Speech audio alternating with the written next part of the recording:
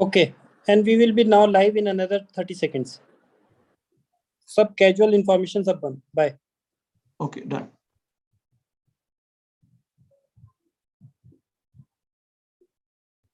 So shall we start? Yes, sir, you start sharing slides. Right.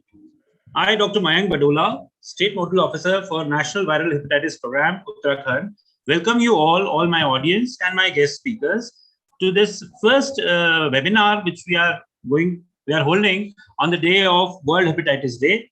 So I welcome everyone on board, and I wish it should be a successful webinar, and we should come out with policy directions, with discussions which will enrich us and let us know more about hepatitis. That's the whole aim of holding this webinar.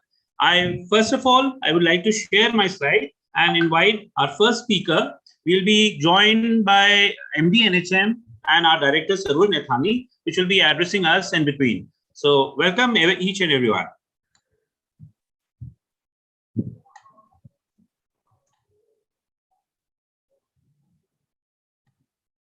I hope my slide is visible.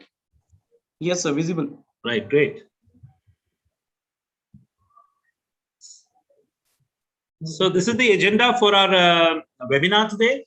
I'm joined by Dr. Ajit Bhaduria, Associate Professor, AIIMS Rishikesh. Then I'll be speaking about a little bit about what Hepatitis Day means to us and what is the state of affairs in Uttarakhand. Simultaneously, then we'll be joined by Dr. Rohit Gupta, Additional Professor and Head Gastroenterology, AIIMS. He'll be talking about the evaluation and management of chronic hepatitis. This will be followed by Dr. Gagandeep Singh Grover. He's a State Nodal Officer, Punjab. He'll be sharing his experiences regarding National Viral Hepatitis Program in Punjab. Then we'll be joined by Dr. Devrata Roy. He's Professor and HOD, Department of Community Medicine, Doon Medical College. He'll be talking about hepatitis amongst intravenous drug users. Subsequently, Dr. Manish Raturi will be talking about blood safety and how we can protect ourselves against hepatitis by following various protocols. And vote of thanks by Ashwini Koksal, my technical officer over here. I think we'll continue with our session, and our guest speaker and guest of honor will be joining in presently with us. So first of all, it's my pleasure to introduce to you Dr. Ajit Singh Bhaduria. He is Assistant Professor. Dr. Ajit, he did his MBBS from GRMC Gwalior and MD Community Medicine from NSCBMC Jabalpur. He has more than 5 years of experience in Apex Liver Institute of the country, ILBS New Delhi, as an epidemiologist and project coordinator to the WHO Collaboration Center on Viral Hepatitis and Liver Diseases.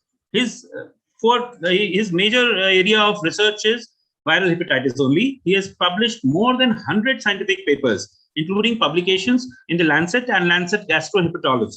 He has received prestigious ICMR Professor B.C. Srivastava Award for 2016. And he's working presently in AIIMS Rishikesh. He's the Nodal Officer for Viral Hepatitis Program for UK State. He's also Managing Editor of Journal of Medical Evidence. So with that, I would like to invite Dr. Ajit Bhaduria to take his session. He'll be taking us through the epidemiology of hepatitis. Welcome, sir. Thank you, Dr. Mayank. Thank you for your kind introduction and kind words for me. So I'll be sharing my slides first, and then I'll tell you about epidemiology of viral hepatitis, and we'll also talk about how we can fight together to combat this important disease. So in the inaugural address, before starting, let's go and just try to understand the word viral hepatitis, because we know the audience includes even many people who belongs to non-medical background. So when we talk about viral hepatitis, it includes the important word hepatitis. Hepatitis means inflammation of liver. Hepat, the word is used for liver, and itis is used for inflammation. So it is the inflammation of liver where the liver gets swollen up. So viral hepatitis is when there is an inflammation of liver which is caused by a hepatitis virus. So this is the picture which I have taken in the morning in the parliamentary session when Dr. Sareen, who is Director of Institute of Liver and Biliary Sciences, he was trying to educate the ministers of parliament regarding what are the 5 types of hepatitis viruses. So we have hepatitis A virus with yellow finger, hepatitis E virus with yellow finger, and both they are transmitted feco-orally, that is, they are transmitted by contaminated water or contaminated food. Then the middle three fingers, they are hepatitis B, hepatitis C, and hepatitis D. And the major role or major mode of transmission for these three viruses is either mother to baby transmission or transmission through unsafe injections, unsafe blood, or through unsafe sex, which is very much similar to HIV. Telling you more about these viruses, we should know that there are vaccines available for hepatitis A and hepatitis B in India. D can also be prevented by giving hepatitis B vaccine, because we know that D virus is a defective virus and it only causes either a superinfection or a co-infection with hepatitis B. The vaccine for hepatitis E virus is also available, but it is not available in India. It's available in China. So maybe in future we can have this vaccine in India also. And the other most important point which I would like to focus at this point of time is that there is a cure for hepatitis C. Most of the people, they don't know that hepatitis C, chronic hepatitis C, is something which can be cured by giving drugs for either 3 months or 6 months of maximum duration. So this is something which need to be targeted for elimination. So why we are talking about hepatitis? Why there is a national program for viral hepatitis? Why hepatitis is more important or equally important as compared to other diseases which we know from many decades, like tuberculosis, HIV, malaria. You can see with this graph clearly mentions that all the lines, they are showing a decreasing trend. So number of deaths occurring due to tuberculosis, occurring due to HIV, or occurring due to malaria, they are showing a decreasing trend. However, we can see that the mortality because of hepatitis is increasing over time. So this is alarming, and this need to be addressed by having a stringent, strong, robust national health program implementation for viral hepatitis in the country. So this is a graph from NEJM 2019. It was published, and this tells you about the estimates. So you can clearly see the blue line, which talks about the number of deaths in millions which can occur due to chronic hepatitis B or chronic hepatitis C. It will definitely going to increase a lot as compared to other three diseases. So there's a high rise, or there's a sharp rise in the number of mortalities which will occur, because these are estimates till 2040. So these are some mathematical modeling through which we get these estimates, but most of the times they are really accurate, or they really predict the true picture. So we are going to see in future a lot of mortality due to hepatitis B and hepatitis C. So this is a disease of concern, or this is a disease of public health problem, and we need to think about it. We need to work on this. So this slide I have prepared only to just make you more sensitized about the grave problem of viral hepatitis. So if we talk about burden of hepatitis B and hepatitis C in the country, in India, so it is around 40 million for hepatitis B, those who are infected. 12 million, they are infected with hepatitis C. Overall, 52 million. 52 million people, they are infected with hepatitis B or hepatitis C in the country, as compared to only 2.1 million for HIV. And we know for HIV, there's a good program which is running good, showing decreasing mortalities, decreasing incidence. So if HIV can do good in long run, definitely will take time to reach that level. But still, I think this is the right time to understand that hepatitis B and C, they are major problems. They leads to cirrhosis, end-stage liver disease, even cancer also, and the mortality is very high. So as compared to HIV, hepatitis B and hepatitis C, they are very serious and disease of concern. Now, if we talk about global disease burden 2015 estimates, out of overall mortality, why we are targeting B and C? Sometimes this question may arise in your mind. Why we are targeting B and C first, not A and E? Because the overall total mortality out of the total 100%, 96% they are due to hepatitis B and hepatitis C infection, because they both causes chronic diseases and leads to liver cirrhosis and carcinoma and death. So 96% is due to hepatitis B and hepatitis C. So if this much of the death is attributed to hepatitis B and hepatitis C, that means if we can have a strong strategy to eliminate or to decrease the number of cases, or to decrease the mortality from these two viral infections, we can definitely make a good impact through this program. With hepatitis A, only 1% mortality.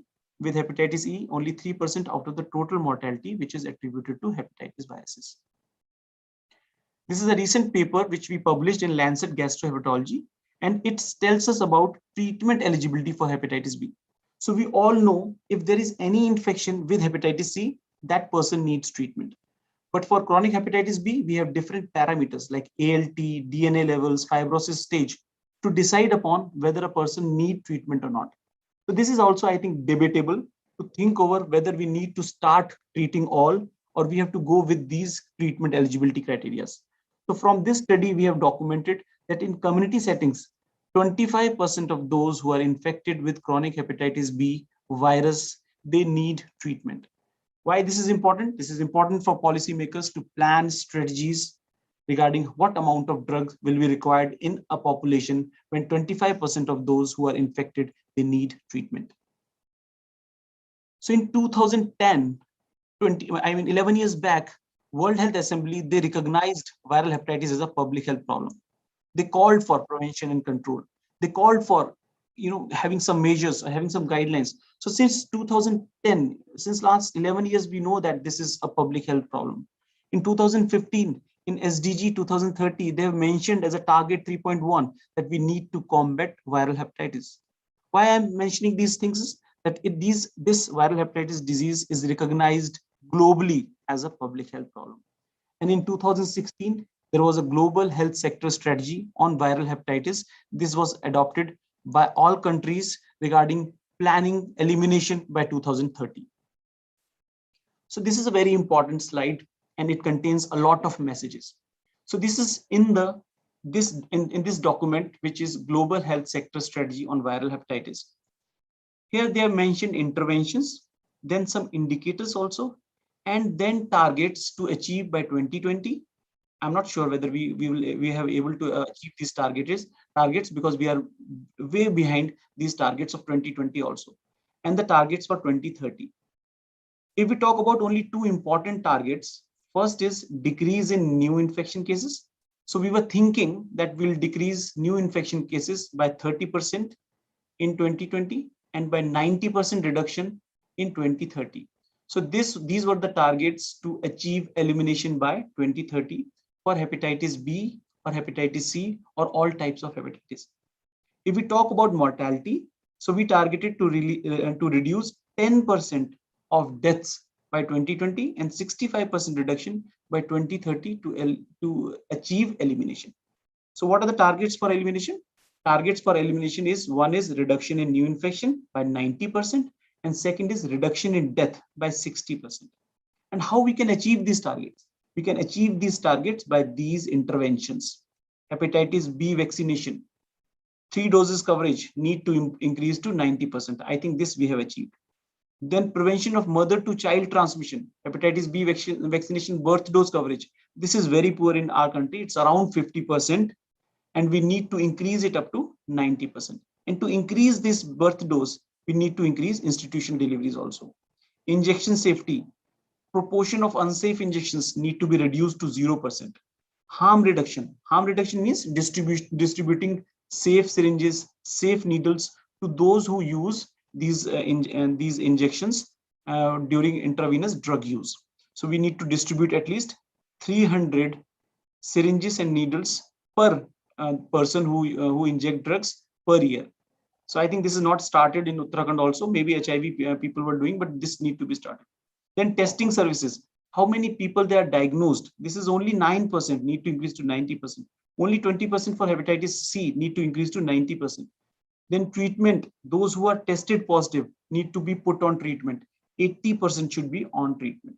So this is a huge, I'll say huge target or huge ambitious goals for us to reach out to 90% of those who are infected, to diagnose them. And then out of those 90%, 80% should be treated. Now, this is a slide which will give you an insight regarding where we stand right now. So around 1.1 million deaths in 2019 alone by viral hepatitis. 3 million new infections, 1.5 million by hepatitis B, 1.5 million for hepatitis C. Now there is also increase in hepatitis B burden is also seen. However, we are seeing a decrease in hepatitis C burden. This is global picture. Why we are seeing a decrease in hepatitis C burden? Because we have a treatment which can cure hepatitis C. And many countries, many provinces, they are using these strategies and trying to reduce the burden of hepatitis C. So I'm happy to see that at least for hepatitis C in the world, we are seeing some decreasing trends. Then 21% of hepatitis C, they are diagnosed out of 100%. That means to reach 90%, we need to increase around 69% more. 62% they are diagnosed and they receive treatment. Why? Because now the drugs, they are available, they are cheap, and people, they are using that drug. So this is a good number. Then for hepatitis B, only 10% we have diagnosed till date. We have to increase it up to 90%. And after those who are diagnosed, only 22% they are on treatment. So to reach to the targets of for elimination, I think we have to go a long way. So how we can go? What could be the possible strategies to reach? So this is following the guidelines. Many guidelines, they are available. National Action Plan is available from our country. So all guidelines for testing, for diagnosis, for treatment is available. Now we have to just move on. We have to try. I mean, this is the right time to act. So we know the target population. We know whom to treat, whom to test. Now this is the time that we need to go out in the community and start testing and treating. Many guidelines, they are available, out of which there is also enhanced reporting for cases of acute hepatitis. So when we talk about chronic hepatitis, acute hepatitis is also equally important. So these are the guidelines which were released by WHO a few years back, and these can also be utilized by our state so that we can take care of acute hepatitis part also, because hepatitis A and hepatitis E, because of unhygienic practices, because of poor sanitation, they are also a huge amount of problem. Then recently, in this month only, WHO, they have released hepatitis C virus self-testing guidelines. So this is something which is very promising, that we might get a kit available in the chemist shop where a person can go and buy a hepatitis C virus kit and can test himself. So this is going to be a very good strategy for those who know that they can be infected by hepatitis C, like intravenous drug users, commercial sex workers. So this is a long journey. From 2014, there are regular advocacy to have a program. Then we finally got a program in 2018. So there are many people in the country, many partners in the country who have put their efforts to get this day that we have a national program. So on 28th of July, 2018, the program was launched. Operation guidelines were launched for hepatitis C, then for hepatitis B, and we have a national action plan also. So we need to just go through these guidelines. My suggestion to my state partners is that we can even plan that how we can use these guidelines to make our own plan. So we can have a state action plan for Uttarakhand, depending upon our needs, depending upon our situations, because we are different from other states. We have a plain area also, we have a hilly area also. So this is my suggestion. Let's think about it, and we can have a state action plan in future. This is a picture which I've taken in the morning, the webinar which was done in the parliament for hepatitis. So I'm sharing because just to tell you that everybody is sensitized. Even our ministers, our leaders, they are sensitized for hepatitis. So current strategies, we have a national nodal agency, National Center for Disease Control in New Delhi, who's trying to take care of administrative part and guiding through developing guidelines, and they are always trying to help state regarding how we can move ahead with this program. There is very limited data available for Uttarakhand. I've tried to find out the studies, but this is not on a lesser aspect as compared to the national data. So we have good amount of hepatitis C and hepatitis B burden in the state. There are many unpublished data also, which shows that the prevalence is very high, more than 5%, I'll say. This was the outbreak which was investigated by our team from state. Dr. Rohit Gupta was also there in this investigation, and we have seen the positivity rate of as high as 66.7% for RNA, 22.2% for Anti-Hcv. So there are people in Haridwar which holds a migrant population. So I think multiple screening campaigns are required so that we can do some active case finding. Implementation, Dr. Mayank will tell you in detail that we have model treatment centers, we have treatment units, we have planned many capacity building exercises. There are district nodal officers are appointed by Dr. Mayank. I hope that we can utilize them in future trainings, and we can take their help. The way they are working for tuberculosis, they can help us with hepatitis also. So this is my last slide. So what is the way forward? So first point is monitoring visits. So this is what I really wish that AIMS Rishikesh being in Uttarakhand state should contribute in planning these monitoring visits for these districts, just to see what is the current scenario, what is the current situation, how we can help them, and do a active handholding of the districts, because decentralization is a very important aspect for viral hepatitis. Regular trainings important. Passive screening, at least we should start at district level. Our medical officers, they are trained. We have done 2 trainings for medical officers, so they are trained. They know who need to be screened. So this screening at least should be started before we start active screening part. And molecular level testing, we can take the help of the centers which are established for COVID-19. If we can do for COVID-19, we can definitely do it for our state also. In the morning meeting of the regional level, there was a country who have used all the COVID-19 centers to test for hepatitis B and hepatitis C also, and you'll be surprised to know that 90% of their population are screened for hepatitis B and hepatitis C, and they are now reaching to the target of elimination. Continuum of care is very important. Right now, I think district hospitals, they know about hepatitis. We need to percolate down to the periphery, to reach to peripheral primary health centers, or even I'll say health and wellness center level. Then establishing a referral and feedback system. So we have good hospitals in our state. AIMS is ready to help in a tertiary care center. We have a good gastro department. And World Hepatitis Day celebration, I think we are really fortunate to have this plan that we are sharing our views with each other. So such kind of celebrations gives us an opportunity to sit together and rethink about what we have done, what need to be done for future. So I'll request you all that let's pledge for hepatitis free Uttarakhand. This is the picture in morning. Dr. Sareen, he made all the parliament's members to take pledge for hepatitis free India. Similarly, I think we need to involve political. We need to develop political commitment from Uttarakhand for hepatitis also. So thank you, Dr. Mang. That's all from my side. Thank you, sir. Thanks a lot. Thanks for setting the ground and introducing us to the epidemiology of hepatitis. And as you have rightly pointed out, it's such an important disease, and it's in such a stage that if we come up with intervention, quickly come up with an intervention, we might be able to prevent a huge large-scale epidemic as such. We have so many tools at our disposal and so many multi-sectoral activities which we can undertake and ultimately, manage this this infection and probably achieve the SDG goal which we have been given. So thanks a lot. Thank you for that introductory note and for your slide and presentation. Now I would like to present my slide. Am I visible? Yes, the slide is visible. Go to slideshow. Okay, right, done. So right, here we are on the World Hepatitis Day, and just मैं सभी लोगों के बारे में इसके बारे में बताने से पहले मैं ये जरूर बताना चाहूँगा कि हम क्यों मनाते हैं, कोई भी किसी भी हम जो डे है उसको क्या मनाने का तात्पर्य क्या होता है. So first and foremost, we want to create lot of enthusiasm and energy. हम चाहते हैं सब लोग इस बारे में समझें कि what that particular disease is. Hepatitis आज के टाइम में इतनी relevant होती जा रही है, इतना उसका prevalence है, and it is one of the diseases, viral diseases, which can be managed. We have vaccines for at least 2 types of hepatitis, as Dr.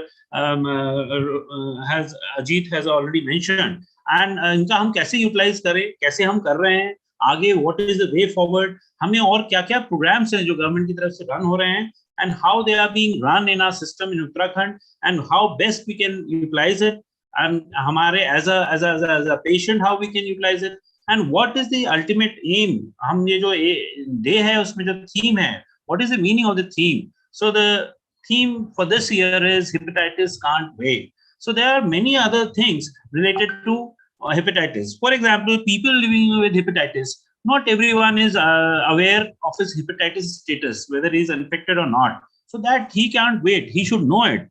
Again, treatments are available nowadays. It was not available 2 to 3 years ago, but आज के time में treatments available है. जो व्यक्ति hepatitis से affected है, उसको treatment मिलना चाहिए. That is what he can't wait.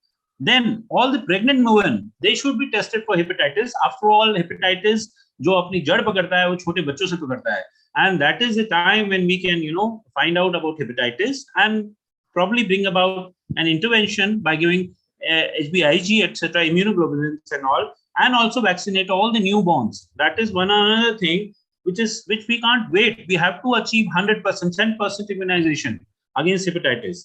Then community organizations. It is any program which is run by Government of India or otherwise all over the world cannot be successful if the community participation is not there. Not just people who are suffering from it, but people who are supporting such people should also come forward and in helping us out in carrying out this program.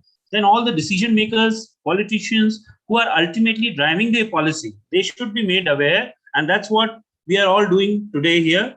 I thanks once again to all my audience for patiently listening to us, and all my speakers who are present here to introduce us to hepatitis.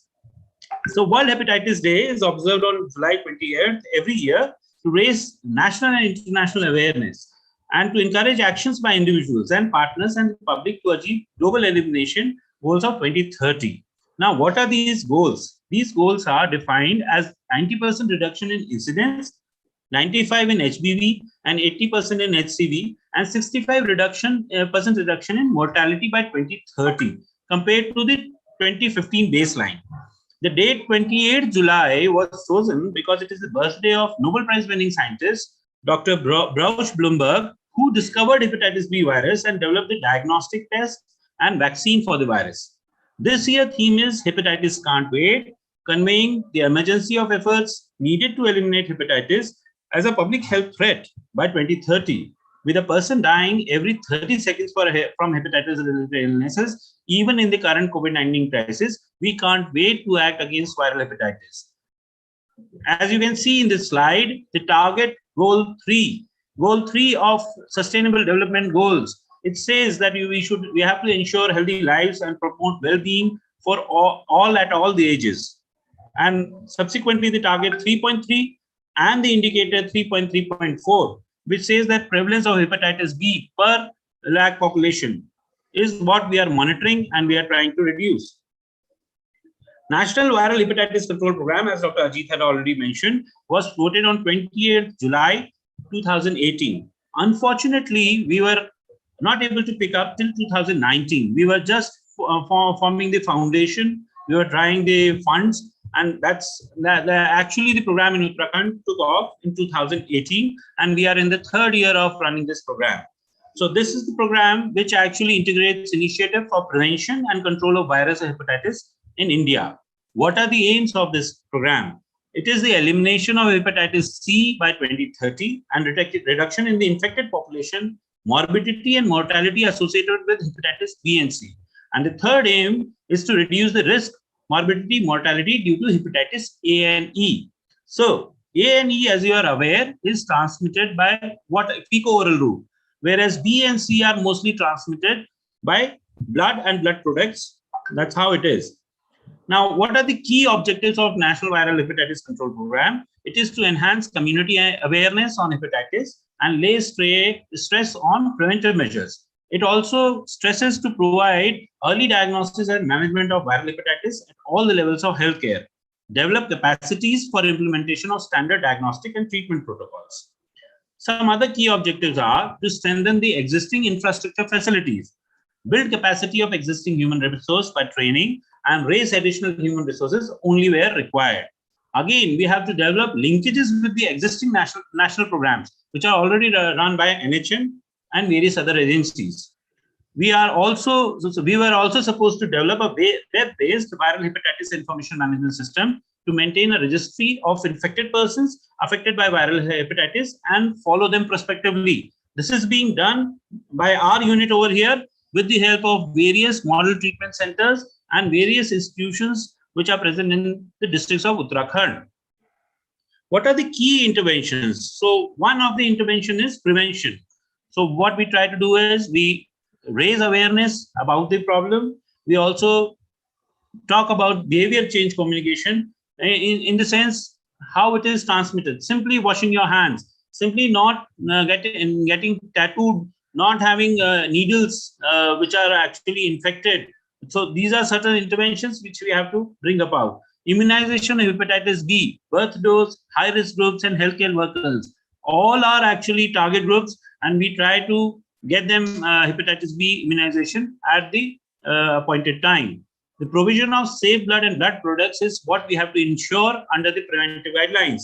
Injection safety and use of one-time use AD syringes and in all government healthcare facilities, and safe sociocultural practices, safe drinking water, hygiene and sanitary toilets.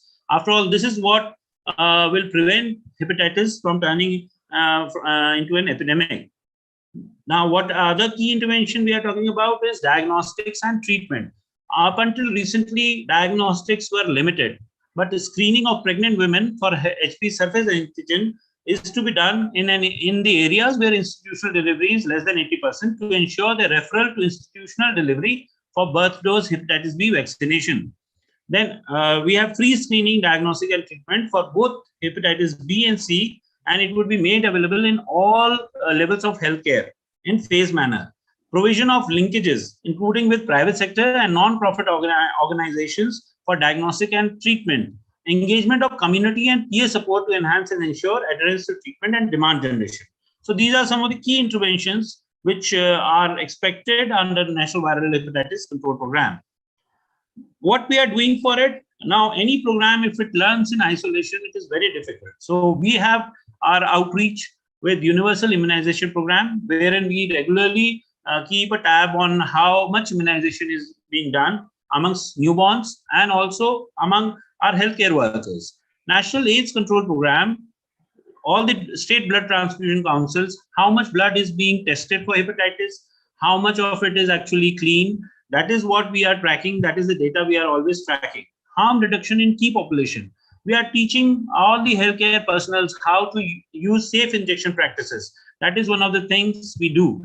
And also amongst the key population, for example, all the targeted intervention groups covered under NACO are also covered by us. Injection safety is taught by us. Integrated disease surveillance program. As Dr. Ajit had rightly pointed out, there is a need for monitoring, and monitoring is carried out by our rapid response teams. Wherever we find that there is a rise in hepatitis, we try to ask the state authorities to send a rapid response team to ascertain the reasons as to why there is a rise in hepatitis infection. Be whatever the cause, they have to come with facts and a report, and then we work on top of it. Then there is a national program for surveillance of viral hepatitis. This is the first time we have held a surveillance exercise along with the HIV surveillance, sentinel surveillance. So we are yet to receive the data, and I think it will be a good data where all the prospective researchers can follow it up and try to work upon it. We are also trying to have a work up with the Swachh Bharat Mission, also Ministry of Water and Sanitation, Food Safety and Standards Authority of India. Yet these last three things have not been taken up until yet, but we are working on it. This is how our facilities are. We have medical colleges and tertiary care centers, which work as model treatment centers, and district hospitals. They actually provide treatment for B and C and refer complicated cases to identified special centers, that is medical colleges. And at sub-district level, we have established treatment centers for treatment of hepatitis B and C. And again, they refer these specialized cases to special identified centers. Up until now, we have been able to penetrate the medical colleges and provide facilities at the district hospital level. But we are subsequently scaling it up, and probably we will be reaching sub-district level this year onwards. These are the model treatment center. We have one at Dehradun Government Medical College, another one at AIIMS Rishikesh, and the third one at GMC Haldwani. What are the achievements till date? So we have been able to make 3 model treatment centers, and there are now 13 district treatment centers, one in each district, and most of them are located in our main district hospitals. As far as training is concerned, we have training of state trainers is completed by Government of India. We have clinical trainers, which are 5 in number, microbiologists, which are 4. District level training has been completed for 14 physicians, and all lab technicians have been trained in testing of hepatitis. Screening kits are being distributed to all the districts. There is a paucity of kits at the moment, but I'm quite sure within a few weeks, we'll be able to overcome this problem. there is this viral load detection of hepatitis B and C. Again, it is in process. We are just initiating. We are still in infancy. We are dealing with a lot of other issues. COVID is one of them, and there are little bit delays there. But of course, we are going to overcome it. ANC screening for viral hepatitis B in all the districts has been started, but there is a paucity of flow of data. That's what we are working upon.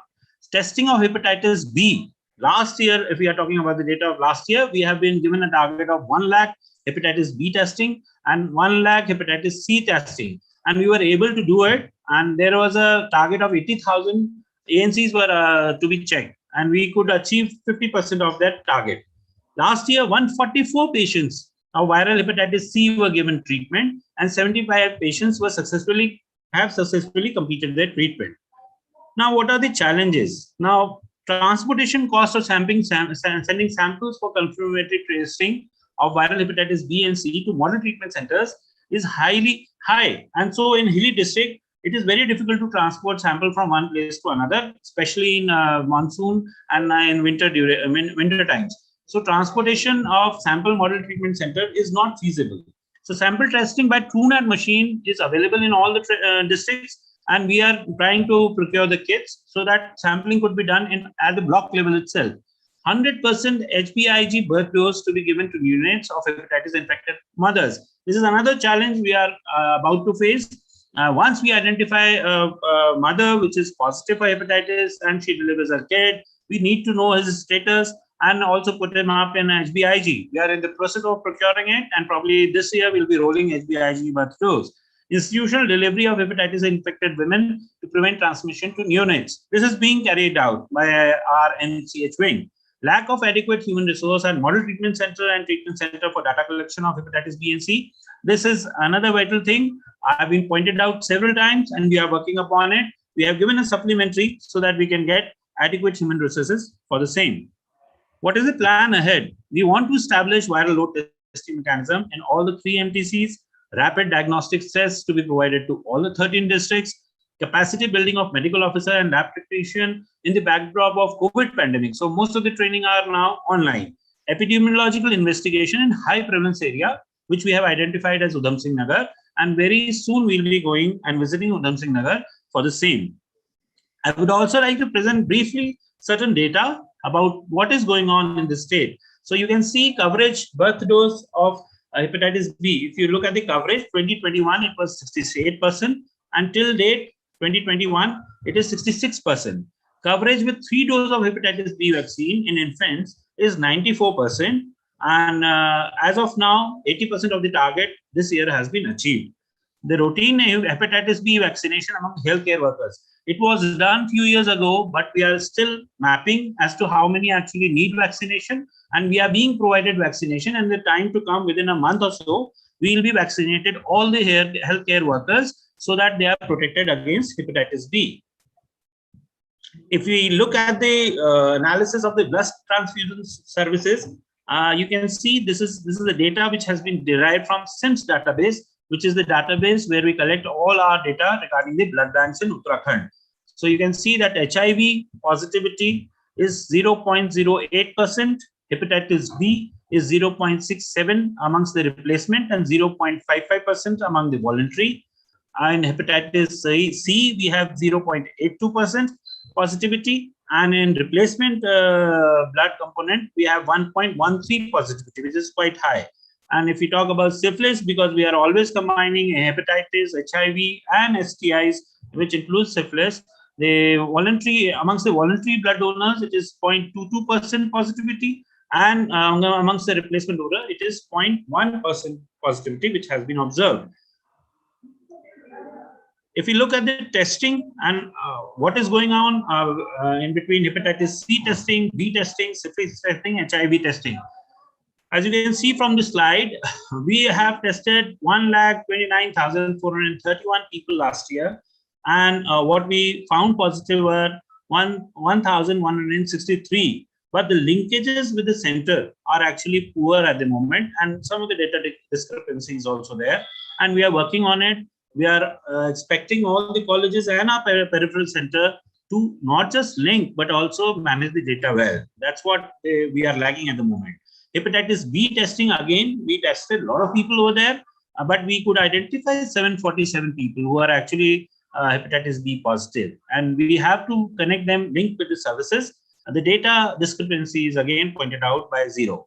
Syphilis testing, again, you can see that out of so many 1,29,000, we were able to identify 245, and we were able to link 227 to the services. Hepatitis, again, it is 180 we could identify, and we could link 111 to the other services, which are ART center and ICTC. As far as we did a HIV TB intervention in the prisons, and I would again thank Dr. Ajit Bhadoria and Rohit Gupta, who had come up with this idea that we should try to carry out few activities among the target group so that we know what kind of positivity we are getting. So here you can see that when we did this, we have 10 prisons, 1 central jail, 7 district jail, 2 sub jails.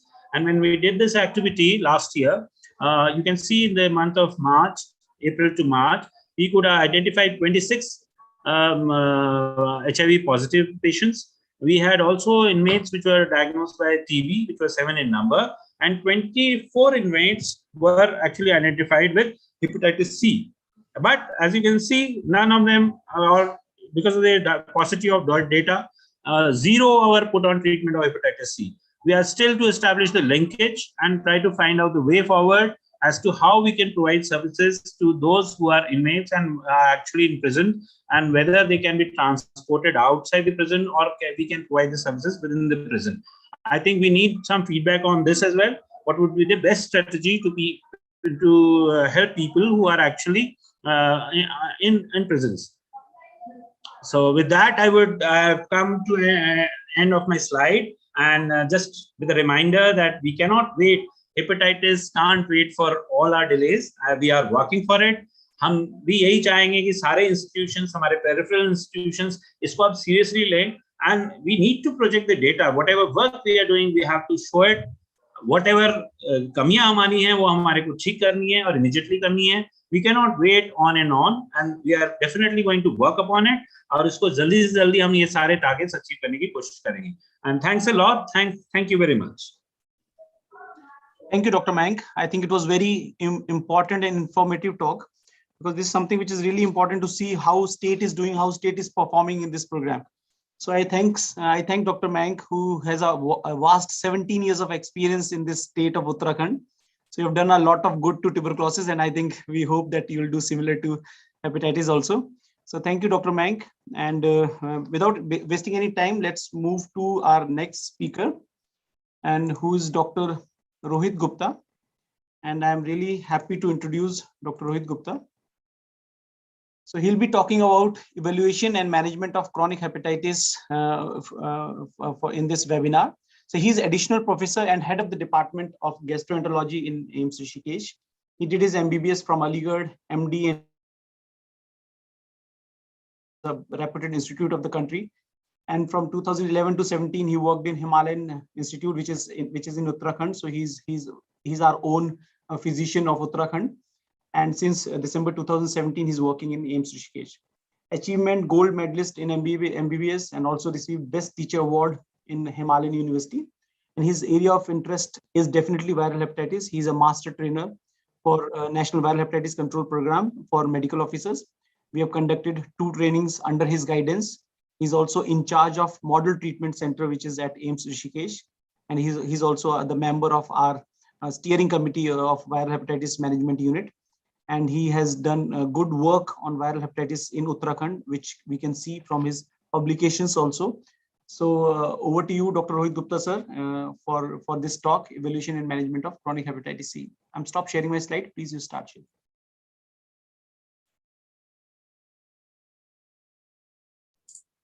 I have some problem. So it's coming up. Just go for a slideshow. I'm unable to make it full screen actually.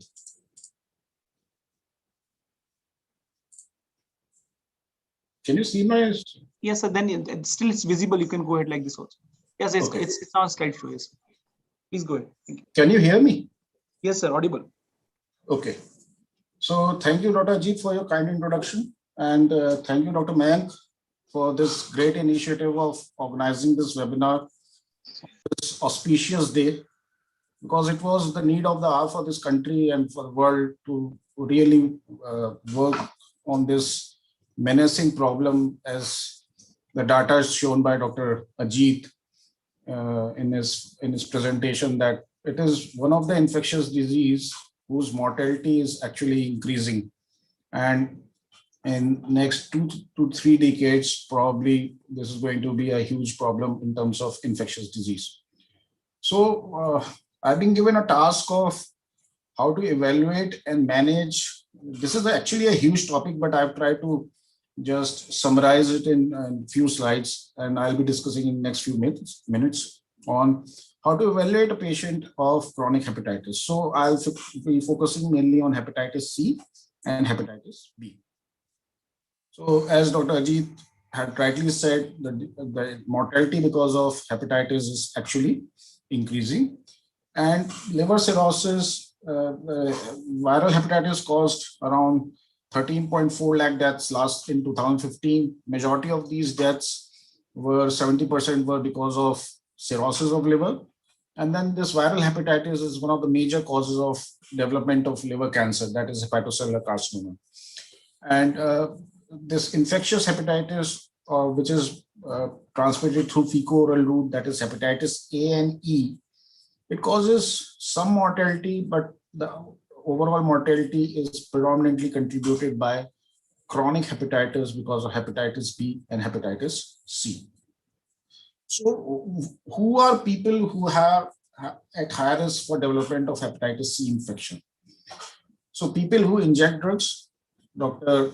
Debrat will be talking about it in subsequent lectures. So people, men who have sex with men, female sex workers, people who have received blood transfusion in 70s, 80s, 90s, before actually it became compulsory for blood banks to test for hepatitis C. Then some people who require frequent blood transfusions as hemophiliacs, thalassaemics, and patients who are on dialysis. So dialysis is emerging as one of the major risk factors for development of outbreaks of hepatitis C. Then people living with HIV because they share the common sources of infection, and inmates of prison and other closed setting. And as data recently, previous speaker, Dr. Mayank, showed you some data of screening which was done in jail inmates, and they could identify 24 hepatitis C patients. So we need to work on this group of people to identify what is the prevalence of hepatitis C in this group. So what happens if a person has hepatitis C infection? So once the person has an acute infection, so in around quarter of patients, in 25% of patients, the infection resolves spontaneously. But in 2/3 of patients, it leads to persistent infection, and we call it as chronic hepatitis C. So by definition, it is, if the hepatitis C infection has been there for more than 6 months, you call it as chronic hepatitis C. So how do these patients behave? So in terms of their markers, so those who have previous infection, those infection has resolved, the body remembers that the body had this hepatitis C infection. So antibody to hepatitis C remains positive, but their HCV RNA testing will be negative. But those who are chronic hepatitis infection, their anti-HCV will be also positive, and their HCV RNA will also be positive. Now, it's not that कि किसी को hepatitis C हुआ और उसका liver तुरंत ही खराब हो जाएगा. It takes around 20 years for patients from developing infection to development of liver cirrhosis. And it develops in around 20% of patients. But once the cirrhosis develops, then can cause liver cancer, and it can cause death. Another important thing which we need to realize is that क्योंकि इसमें acute infection नहीं होता है, तो या तो patients को किसी चीज के लिए screening किया गया, उसमें वो positive आ जाते हैं, या a lot of these patients come with complications. That is, they have developed cirrhosis of liver and its complications. खून की उल्टी हो गई, पेट में पानी भर गया, बेहोशी की हालत में आ गए, पीलिया बहुत ज्यादा हो गया, then that is the at that time then it's actually the disease is quite advanced and maybe the person then has to go for liver transplant. So how does treatment have an effect on natural history? If a person doesn't have cirrhosis and if you treat him, तो उसकी जो fibrosis है that उसका progression रुक जाएगा, cirrhosis का development रुक जाएगा और hepatocellular carcinoma का risk reduce हो जाएगा. In patients who have cirrhosis, उसके बावजूद भी अगर हम इनको treat करें तो उनका जो risk of cancer है that it decreases. There is something called as decompensated liver disease. If the patient has cirrhosis but he hasn't developed ascites, varicose bleed, then that risk also decreases. And in early stages of cirrhosis, there is some data to say that there may be changes in, there may be reversal of cirrhosis. अब test क्या-क्या हैं hepatitis C के लिए? Hepatitis C has become actually very easy in terms of now things have become very simplified. So you have something called as Anti-Hcv antibody. So the first test which a person undergoes is hepatitis C antibodies. It's a very good screening test for HCV infection, but it doesn't differentiate you active infection from past infection. Then the second test which needs to be done is HCV RNA, quantitative, जिसमें हम quantification करते हैं कि viral load क्या है. As I was telling, it differentiates between active and resolved infection, and it's used to monitor treatment and its efficacy. पहले जब treatment was more complicated, required injections, उस समय there was marked role of this test which was called as HCV genotype. Its role has now declined significantly in current era of available oral therapy, but it is recommended in patients who have cirrhosis. This is something which is a coming up test, which is HCV antigen. What is HCV antigen? It is basically a marker of its core antigen of hepatitis C, and it is being labeled as a replacement for HCV RNA, because for HCV RNA you require RT-PCR and all those kits. It's still not available routinely, so it appears that people are really excited about this HCV antigen coming up as a marker for active infection in hepatitis C. So briefly talking about this, how to interpret these serological tests. So patient doesn't have anything, so he was never infected. Anti-HCV is positive, HCV RNA positive, HCV antigen positive, recent infection. We need to understand is that in HCV, it may be actually difficult to tell about recent infection. It usually happens in patients in setting like hemodialysis, where patients undergo frequent testing for HCV, and initial test was negative, patient after 3 months becomes positive. If anti-HCV is positive, HCV RNA is negative, that it means that the patient had previously infected, the infection got resolved on its own, or the person has undergone treatment for hepatitis C and has cleared the virus post-treatment. Now, this is initial few slides on chronic hepatitis C, how you evaluate these patients, what is their natural history. Then briefly, I'll talk about chronic hepatitis B, and then subsequently, I'll talk about treatment of hepatitis B and hepatitis C. So the risk factors for B and C are more or less same. People who living with HIV, people who inject drugs, higher risk sexual practices, men having sex with men, female sex workers, and prisoners. So there's not much difference in terms of risk groups. But somehow dialysis C tends to spread more in comparison to B. So adult acquired hepatitis B, so this is the graph which shows the age of acquiring hepatitis infection, hepatitis B infection, and your risk of developing chronic infection. So in a person who has been born at birth, the risk of chronic infection is virtually 90 to 95%. And if it's adult acquired infection, the risk of developing chronic hepatitis is 5%. So 95% clearance and 95% chronic infection in childhood. Now, as a public health point of view, we are not worried much about acute Hep B. The reason is it's a very short-lived illness. There's mainly loss of man days of work. It is not associated with long-term morbidity and very little excess mortality, and unlikely to be responsible for transmission of hepatitis B. It is the chronic hepatitis. जो previous speakers ने भी अपना data, epidemiological data show किया, it's major cause of morbidity, mortality, and it's going to rise in future. So we are worried primarily about chronic hepatitis B because it causes long-term morbidity and early death, and it is a reservoir for transmission of hepatitis B. So mother to child transmission, mother infected has a baby has a high risk of getting hepatitis B infection. So another interesting concept is that it is not the virus which is causing the problem.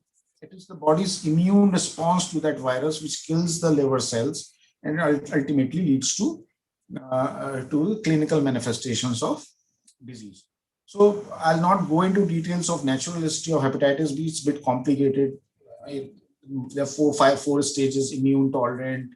Now the terminology has recently been changed. So a child, so just as for example, a child who has got infection from his mother will go into an immune tolerant phase where the body initially considers hepatitis B as its own.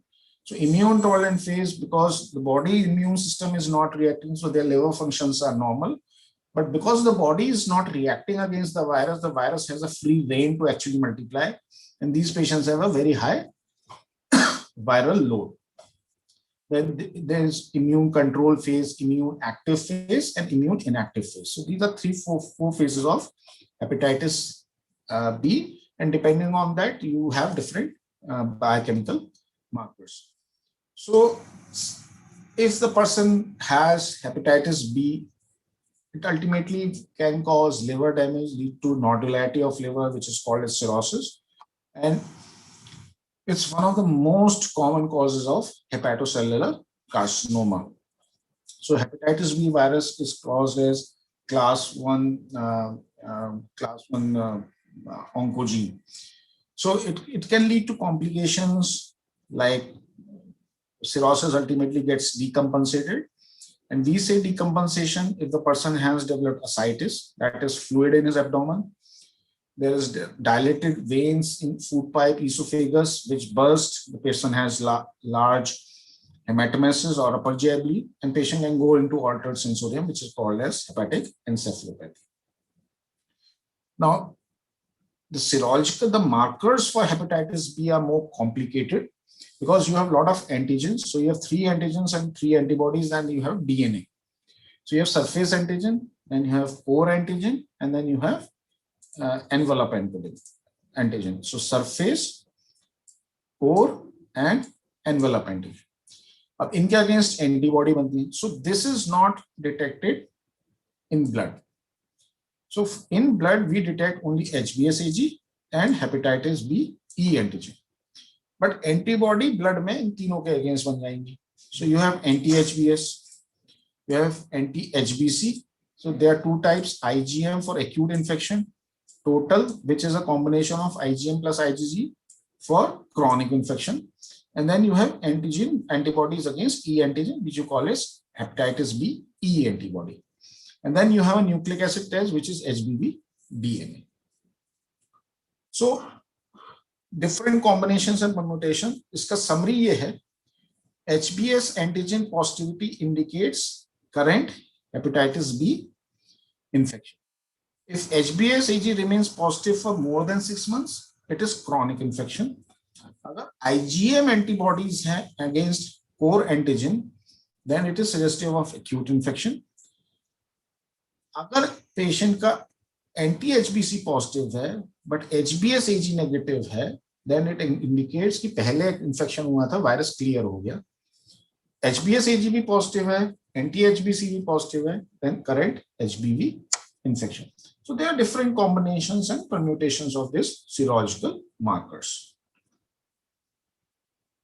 Up, the central theme in managing patients of liver disease is to identify कि इनके liver में fibrosis कितनी है. Because then fibrosis is a sensitive marker for disease progression and development of complications. So you classify fibrosis as F0 to F4, where F0 is no fibrosis and F4 is cirrhosis. Any fibrosis more than F2 stage, F2 or more than that is considered to be significant fibrosis. So it indicates the need for treatment, treatment regime, treatment response, risk of hepatocellular. अगर एक cirrhosis को हमने treat कर दिया है hepatocellular, तो उसका risk कम हो जाएगा, but it will not go.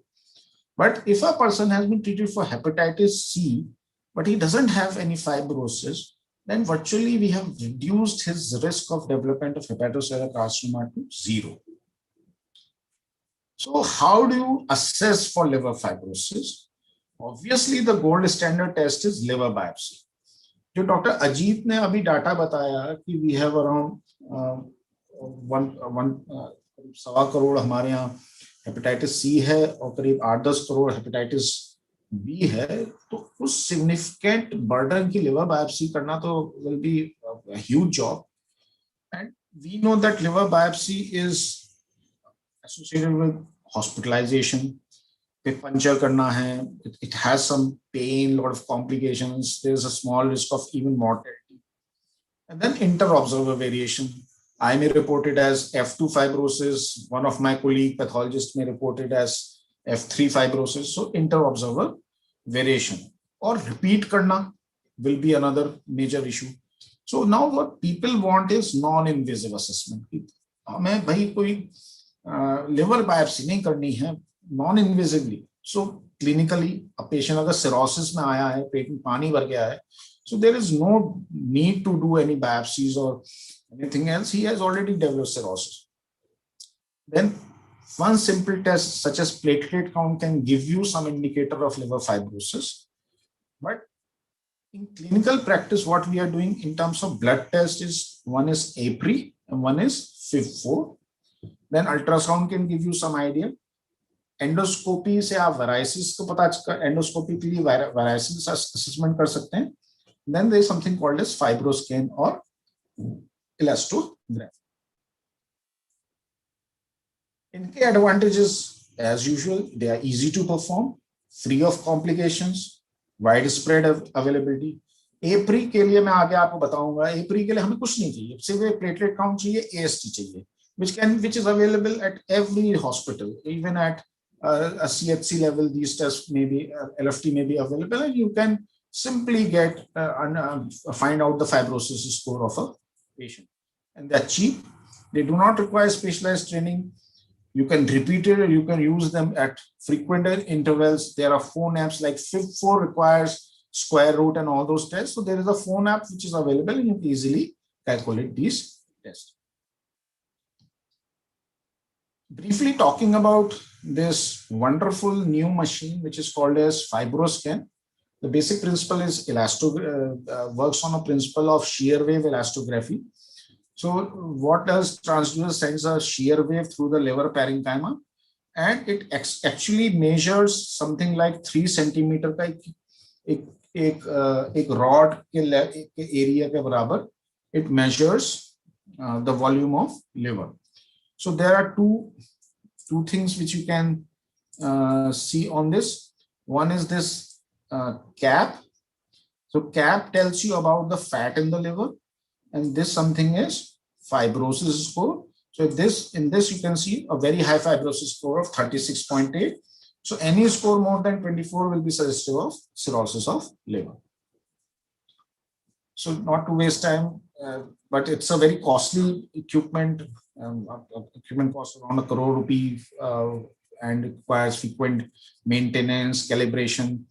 But the good point is it obviates the need for, it removes the need for repeated biopsy of liver biopsy, and you can do repeated measurements before treatment and after treatment change in liver fibrosis score. So this is the test which will be very useful at district hospital level and CHC level, which Dr. Mangu, and it's the part of program that a treatment has to go at district hospital level and CHC level. Non-complicated cases are to be managed there. So there's something called as APRI score. So for this, you need only two things, AST and platelet count. Then another test is FIB4. You need age, AST, ALT, and platelet count. So these are two simple tests जिसमें हमें ये समझना है कि हमें सिर्फ LFT और platelet अगर हम पे है तो हम पेशेंट का फाइब्रोसिस कैलकुलेट कर सकते हैं. Now coming to the treatment part. So till now I have talked about natural history of hepatitis B, hepatitis C, and how to diagnose using different combinations and permutations of markers. Now very simple for hepatitis C. किसी भी patient का HCV RNA positive है, he is now a candidate for treatment. चाहे वो 1000 copies हैं, 1000 international unit हैं, या 1 lakh international unit है, या 1 करोड़ इंटरनेशनल यूनिट है, it is immaterial. Unlike hepatitis B, where we talk of 2000, 20,000, it becomes very complicated. Any person who's RNA positive needs therapy.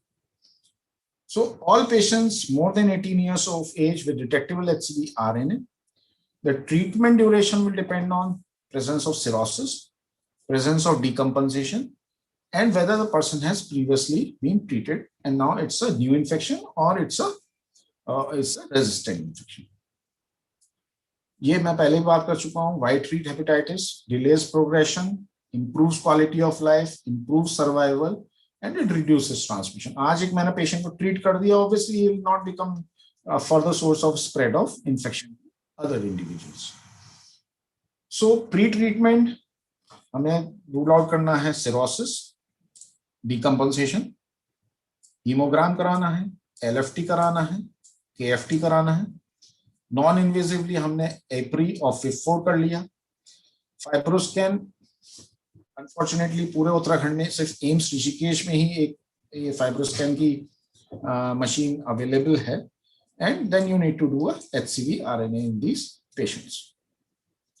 So these drugs are oral drugs which are called as direct and acting antivirals, DAs, और ये combination में use होती है, single therapy में use नहीं होती है.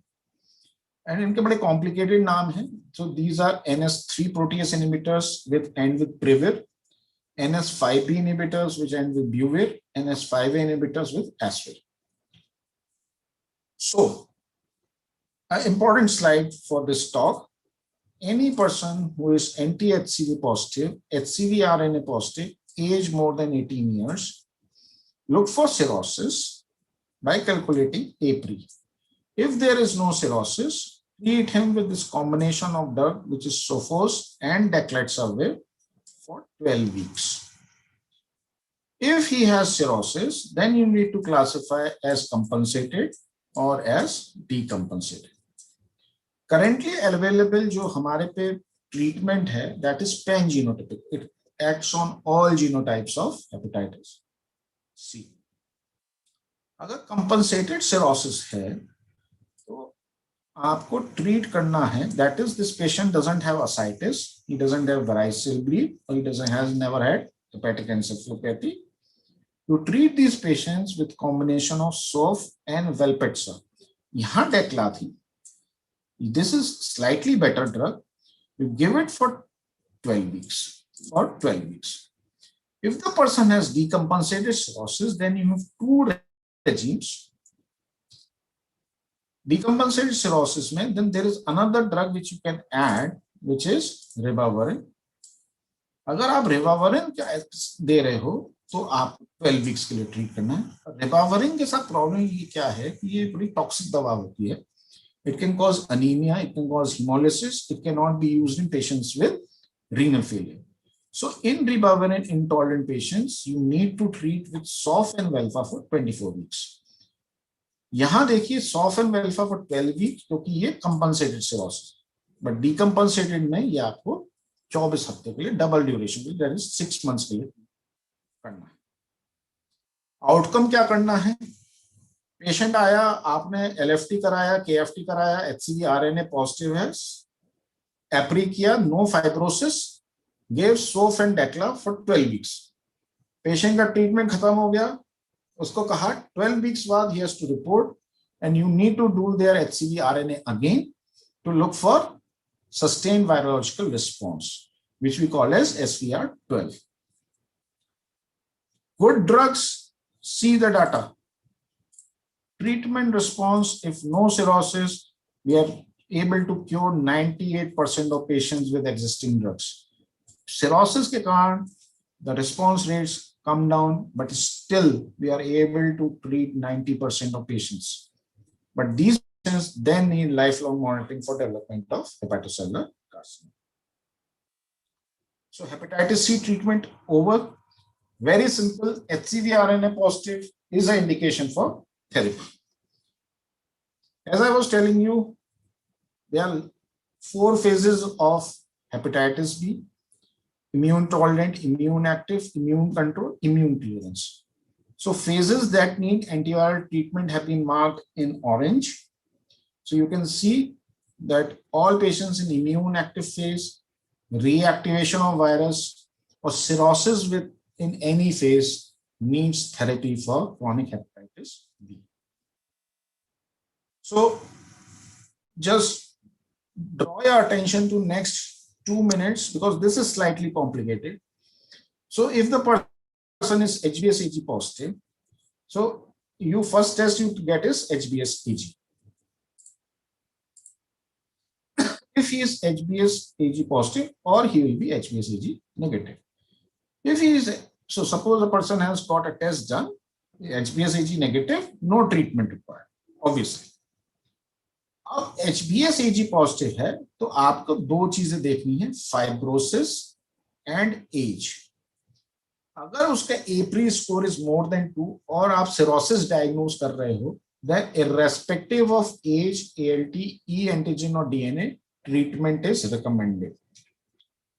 अब एप्री लेस देन 2 है, कोई एविडेंस सिरोसिस का नहीं, आपने LFT में ALT देखा उसका, ALT persistently elevated. When you say persistently elevated, कि आज टेस्ट कराया 3 महीने बाद रिपीट कराया, ALT elevated है, तो you continue, you give him therapy.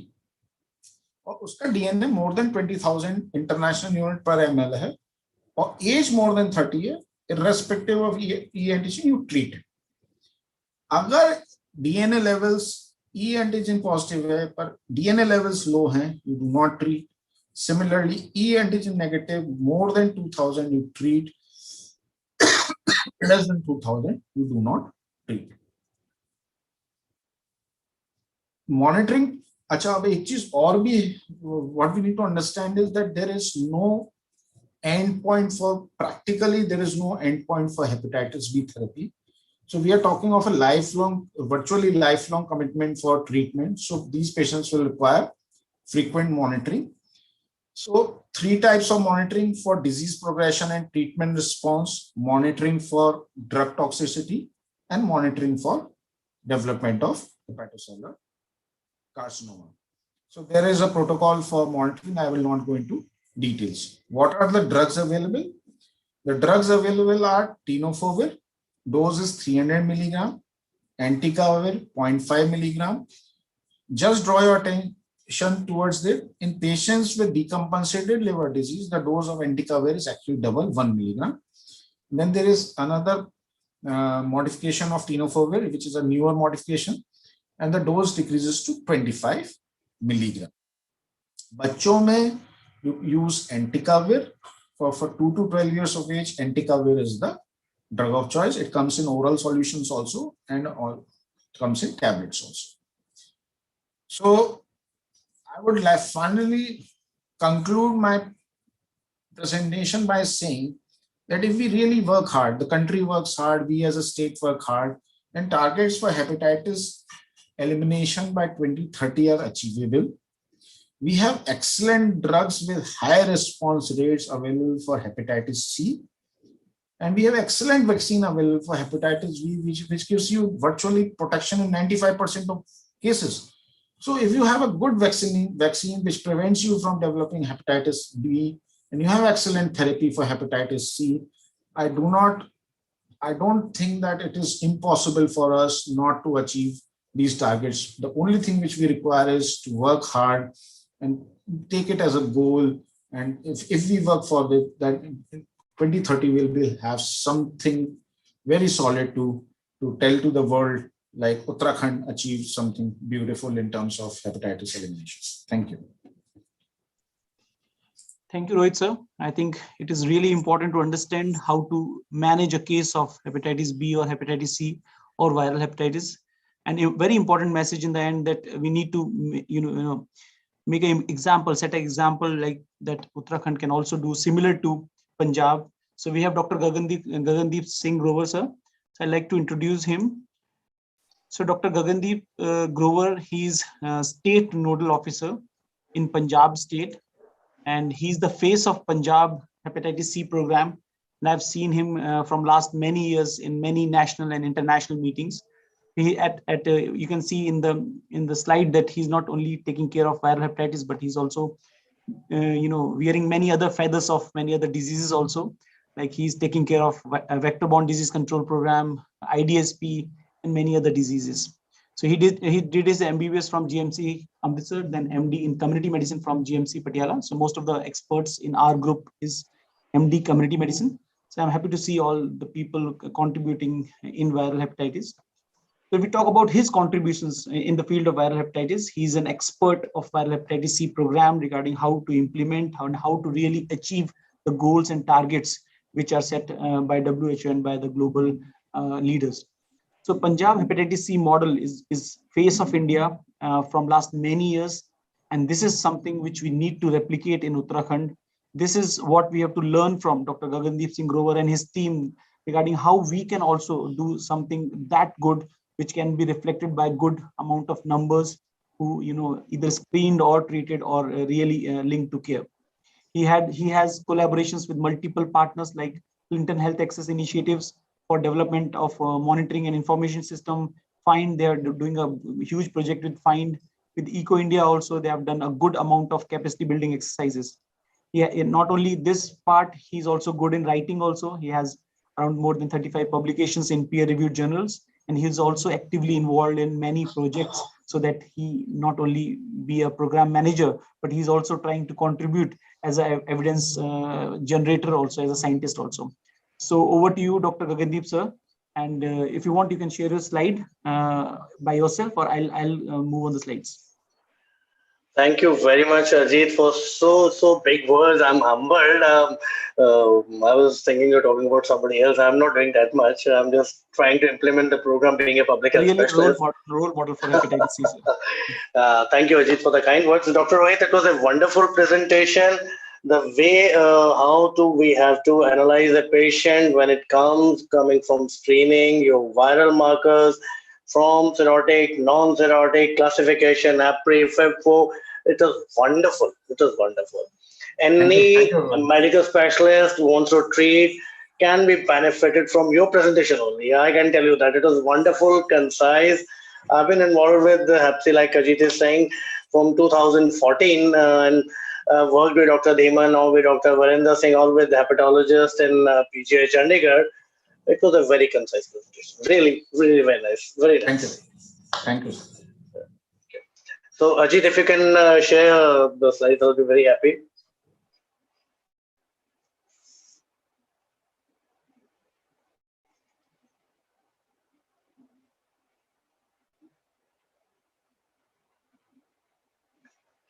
So the topic assigned to me is role of peer support staff in implementation and expansion of viral hepatitis control program. So it's a Punjab experience, and we are using the services of peer support for last more than 2 years. And we have utilized the services of this staff in expanding the program, especially during the pandemic of COVID, when all the services were hampered and healthcare delivery was not that good throughout the state. And the staff helped us in keeping the things going on, moving in the right direction. Next slide, please. The national program was launched in 18, but in 2016, we launched the program of Mukhyamantri Punjab Hepatitis C Relief Fund in 16. So, well, before the national program, it was based on to provide free treatment. Like Dr. Mayank was presenting, exactly we started in the same way, Dr. Mayank. We never had the exact data about the prevalence of diseases B and C. DAS had recently come in 2015, and Dr. Acharya at AIMS had started using them, and we met them, me and Dr. Dhiman. And so it was a wonderful experience to know about DAs and their role in cure of Hep C. So when we were talking about how to know about the disease prevalence, we had certain studies from DMC, some private organization, but we relied on data of blood banks. We took the data of last 4 to 5 years of the blood banks, saw the prevalence of both the diseases, earmarked the districts, roughly calculated the load, and then prepared the guidelines. We prepared SOPs before we launching how to go ahead. And what Dr. Rohit said, it is part of all our SOPs, how to screen APRI, FIB4, that's why the doctors were trained. Fibro Scan is still a luxury, even in Punjab. It's available in the private sector. Many machines are available, but slightly expensive. Although we are providing free of cost in government medical colleges, it's around 300 rupees in PGI Chandigarh. So we are able to afford that. When we started, there were 22 districts in Punjab. Now one district has been carved out this year, so it's 23 now. So we started in 22 districts and 3 GMCs at 25 centers in a decentralized manner in the first go. So we didn't pick and choose. So we launched in all the district hospital after training the doctors at state headquarters. All the medical specialists, they were trained. Lab technician, pharmacy officer, data interpreters of the existing system were trained. We procured the drugs from the state budget. It was not centrally sponsored program at that point of program. Baseline tests were all free of cost, but patient was paying viral load testing. So at that point of time, viral load was around 2,200 per test, and the patient was paying. Rest all the treatments were given free of cost. So Punjab model was widely circulated, and during Dr. Dhiman was the chairman, and we were participating in all the meetings. Dr. Singh, Dr. Ajit, we were all part of those groups, and it came out a very well carved and well framed program. So Government of India launched it in July 18, and we then shifted to national guidelines in September 2018. So Mukhyamantri Punjab program worked from June 2016 till August 2018, and then we adopted the national guidelines in September 2018. Next, please. So year-wise, if we look at the data in 2016, we enrolled the patients, almost 19,487 patients on year 1, and this was just in 6 months. So we launched the program in June. It was from the 1st July to December. I still remember the days we procured the medicine when the bureaucrats and all the secretaries asked me for how many patients should we procure the drugs for. And we had no figure with us. We never knew how many patients are going to come for the treatment. If we procure more drugs and they are not used, even then it's an audit problem and financial issues will be there. So initially we procured the patient for 5,000 patients. And the first month's enrollment in August was around 6,000 patients. So we had to reorder the drugs 4 times in the first 6 months. So we procured around drugs for the worth 73 crores in 1.5 years. So it was around 90,000 patients in 16, almost 20,000 in 17, 17,000 in 18, almost 22,000 plus in 19. And during COVID, there's a dip, but still we were able to resolve and come back and put 12,000 patients on treatment. Now 5,755 until July, and almost 3,000 they have been viral load tested, and they will be put on treatment in coming 15 days to a month. We're working on it. Next, please. As Ajit was saying, we started with FIND, a project in 2017-18, and we started screening of all the HIV positive patients in ART centers. They were consulted, then they were screened. So 30,646 HIV positive patients have been screened. With FIND, we screened around 26,000 and 4,000 we screened afterwards. And screening positive was 6,862. It's around, if you look at the figures, it's a positivity around 20% or something. And viral load positive were 5,000, 3,000 have been initiated on treatment. And remaining, if you look at the viral load positive, are 3,011, 3,060, almost 2,000 patients, which were, they are on ART treatment. They were not coming since they were getting multi-month dosing for HIV, their treatment.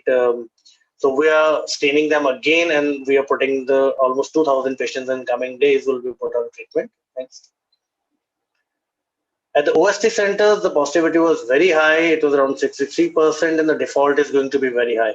362 were initiated on treatment, and out of 1,667, and many have defaulted since their IV dues, and it's very difficult to track them back. And we are working with the help of mental health program and PSACs to track these patients, and so that we can put this patient on treatment back. We have already traced 500 some patients. They have been traced back, so they will be put on treatment in coming days, and remaining will in the next days.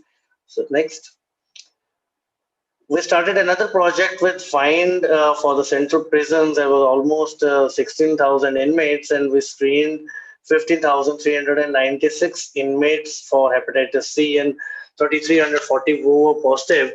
And out of 2,271, 1,621 have been initiated of treatment. Remaining, most of them, they were out on bail and parole during COVID, as most of the central jails, they were converted into treatment. At all these trials, like Dr. Mayank was showing the graph, 24 patients. So it's very important if we train the doctors who are posted in central prisons or the prison itself. So we have trained the medical officers of ART centers, OST sites, and prisons from PGI. So all the doctors, they know how to calculate APRI and FEB and all the baseline tests. We have hired, we have a PPP mode, and we have done weight contract with the private firm from the start. Earlier it was Lalpath Lab, then Co-Diagnostics. Now we have OnQuest Lab, who are doing viral load testing. For that, we are not procuring anything, and we are not investing much. We are paying 851 rupees to the company now. They are providing one phlebotomist to each treatment site, along with the sample transportation, collection, reporting. Everything is inclusive of 851. So they are providing these services to us. So it's much cost effective than using CBNet and TrueNet machines, even where you require chip worth of 700 plus for one test, and you require then manpower and HR issues are always there. So it's very easily done and very effectively done in Punjab. Next. If I come to the whole cascade, till June, we had enrolled 1,98,781 in 5 years. And today's figure is we have already crossed 2 lakh patients. So screening have crossed 2 lakh, and the treatment, we have mentioned 96,747 till June. The figure has already crossed 97,000 till now. 59,506, they have achieved SVR, they are cured. 18,000 plus are treatment complete, where SVR not done. Many of the patients, they don't turn up for SVR. This is a big issue where counseling and things are very important, which I had been telling the national program, that keeping the patient in contact till SVR is done is a task. So we have been able to get hold of 59,000, but 15,000 is a challenge. So default is really high, and this is due to COVID. We have seen a very high default in last 1.5 years. Now we are doing 2 studies with Clinton Health. One is risk factor assessment.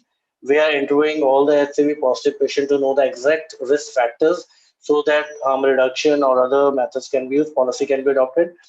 Then we are doing another study, which is just been completed. We'll be sharing the results with Government of India, where the reasons for loss to follow-up is being done. Why the patients, they are leaving the treatment when it's a free treatment available. And whatever the results will come, that will help us in improving the outcome. And I had the preliminary result. That's why I'll come to the last slide, where I used one of that preliminary results for the announcement made by HM today. Next. So we, under NVHCP, the peer support staff is allowed. So we outsourced the peer support for each treatment center at that point of time, 27 in 2019. So mostly peer support are either HCV or HB patients, 1 or 2 are HIV positive patients. Since they know the disease, they know the challenges, they know the issues related to the disease, so they have more of the empathy with the patients who are coming for the treatment, and they can do counseling better, and they can tell the patient, they're young persons, young boys and girls working very hard, and so they can relate very well to these patients. And during COVID, when the entire team was occupied, since I'm looking after vector-borne, IDSP, H1N1, all epidemiologists, all IDSP, all teams were working for COVID. I was looking after that part. So this was the staff which helped us to keep the program on the track, and my NVHCP state team, which worked very hard. Next. So we have 27 sites where these persons, peer supports are placed, and they are working with other divisions. I'll come to that next. So we did one capacity building in November 2019 when we were used to meet physically. So it was in November 19, and 20 and 21 now we are meeting regularly online with all the peer support, listening to their issues and just telling them what to do, and they are working hard to improvise the things. Next. So basic, the duties which have been assigned to peer support staff is counseling the patient. So all the patients who are coming, when the treatment card is prepared, we say prepare 2 sets of the treatment card. One goes with the patient and one remains with the treatment center. So that is kept there for record keeping and the patient numbering. As per numbering, from 2016 onwards, we have registered year-wise treatment cards, plaques made. So it's in the file. You can anytime anybody can go and check the treatment cards when they're placed serial number wise, year wise, so they can keep the patients, know the patients very well, and they counsel the patients. They guide in screening, viral load testing, and baseline testing. Follow up of the patients, how they do it, I'll come to in the further slides. They usually sit with the pharmacy officers and they help them in record keeping and handling the records and monthly reporting. When the pharmacists they prepare, the digitization of the monthly report is done by the peer support at the same point of time. So they have been provided tabs under the program, which have SIMs, they can do calling and they're doing data digitization. And they are also assigned co-located ART OST centers in prisons for data digitization of that part also. Next. So this is one set of picture. They have the tabs with them from which they are calling. What we are doing to decrease the default and to know the patients who are coming for follow-up, from state headquarters, from the portal, we export the Excel list of all the patients who are due for follow-up for each treatment center and the patients who are due for SVR testing. And we share with the treatment centers on 31st of the preceding month so that they should know next month how many persons and which treatment cards and which treatment numbers are coming. So we are giving UID to each and every patient so we can easily track the person from that UID, which person is supposed to come. And they know the date when patient is supposed to come. If patient is not coming on that day or the patient has missed a dose, they immediately call the patient for the follow-up so that we can decrease the default. That's what we have started during COVID, and that is helping us a lot now. Next. During COVID, the normal average pre-COVID was around 1,500 to 2,000 patients per month. During COVID, we saw a dip, but if you look at the April and May, the red colored line, even during acute COVID lockdown, when it was curfew, even then for those 2 months, we put around 700 patients on treatment. And it was the peer support who were calling these patients and bringing them back to the treatment if the patient was missing a follow-up. In many cases, the treatment, they were sent to the homes of the patients who were having comorbidities, and the treatment was sent to male workers and ASHA workers at the house of the patient at that point of time. Next. So in first COVID wave, when it was a drastic decline and all the medical facilities, they were not working and default rate increased, then, and second wave, although the treatment centers were open, but they were converted into L2 facilities, and we all know that other OPDs, they were taken a hit, but still this unit was working. We immediately, only PGI was our MTC at that point of time. So patients, they were not able to go to Chandigarh PGI, and moreover PGI OPDs were gone into online mode, tele consultation was going on. We immediately designated Patiala Medical College and Faridkot Medical Colleges MTCs, so that the nearest referral and the consultation could be possible. Next. During those COVID waves, these 26 peer support, they called almost 6,000 patients across the state, and they were telling the patients for adherence for the treatment, helping them in follow-ups and with COVID precautions. So we have, when a patient is referred from one hospital, the peer support of that hospital connects to the peer support at MTC that this patient with this UID has been referred to you. And the phone number is given, the patient goes, calls that peer support, and that peer support takes the person directly to the medical specialist for further consultation without any problem, or patient, they don't have to stand in queues or wait for the lines, even in PGI and in our medical colleges.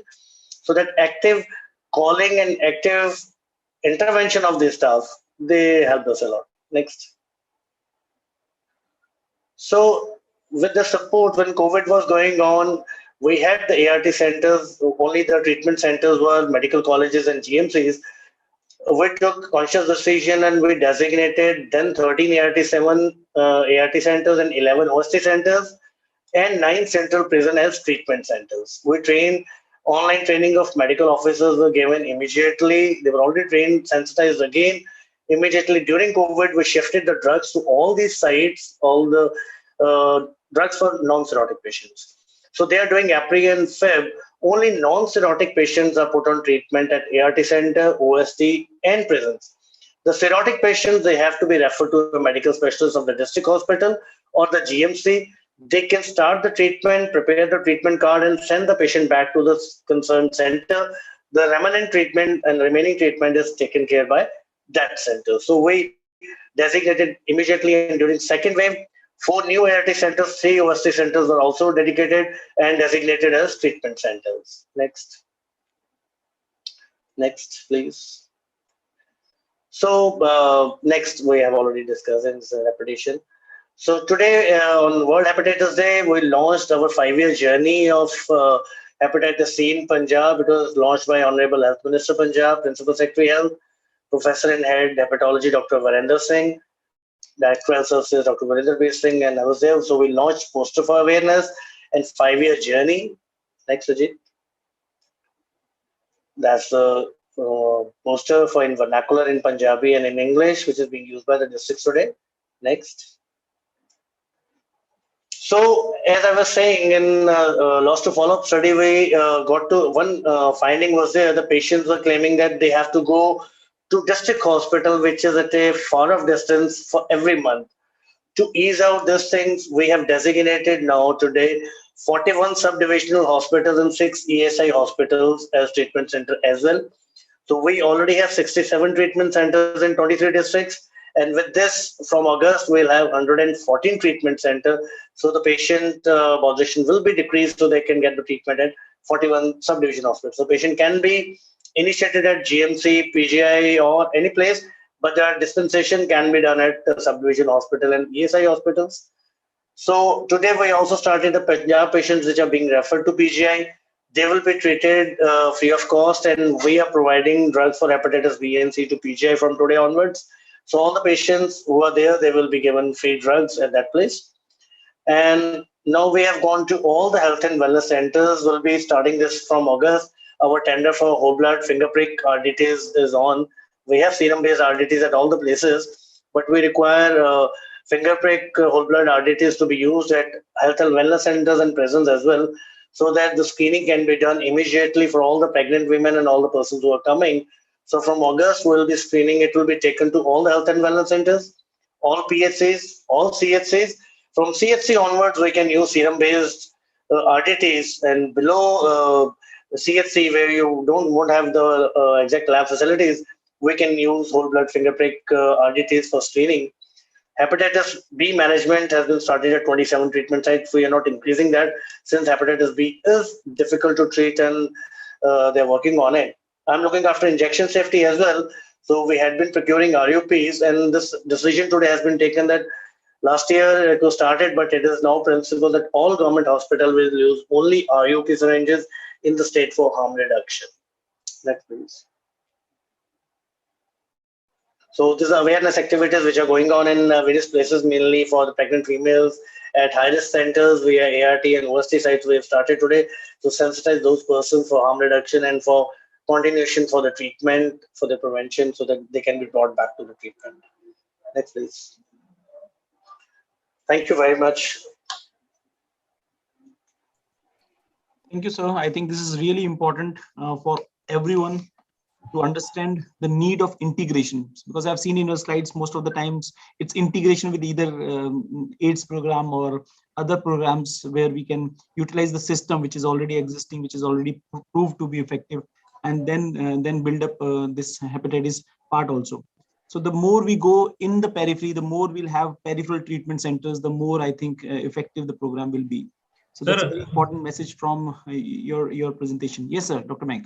So for the benefit of my audience and for myself, I would, since you are there, I would like to ask few questions. So Sure, one of them is, so when you did the prison intervention, yeah. So was it that all the prisoners were coming, whether for short term or long term, were they screened in one go, and how you are tracking them once they are out of the prison, and how are you providing them all the facilities within the prison itself? There are two terms, Dr. Mayank, UT and so under trial, they can go immediately out, and the convicted patient, they are supposed to stay for a longer time. So what we have done for ART sites and as well prisons, we have prepared yellow colored stickers. The moment the patient is screened, so we were going barrack wise. All the doctors were trained, they were treating on the barrack wise, all the new patients, new inmates were going. So that was a simultaneous process which was going on. Any person who is found positive, they have a jail card. So a sticker is pasted, because normally when the persons they are go for bail or parole or they are discharged, they cannot keep them for more than 24 hours. They have to release them. So that sticker they keep on the track, and in the morning they inform the doctor that this sticker has been left. So from the UID, that patient is immediately informed to the concerned district. And we are doing even transferred out and transferred in facility we have kept. Suppose an inmate from Bathinda Central Jail shifted to Patiala, they can inform us, we transferred out to that central jail and drugs are started from that place that is taken from that portal. That facility is there in the portal with Chai, even if you can work out, Siddharth is working very hard on that. So we are using that portal since 2016. So we are doing. Tracking is still a challenge. Even with this much facility, with all these availability, I have 8,000 default, Dr. Man. Right. The patients are still default, and this bail and parole patients, they sometimes they don't give the exact phone number. Exactly. Or they change the numbers. That's the biggest issue.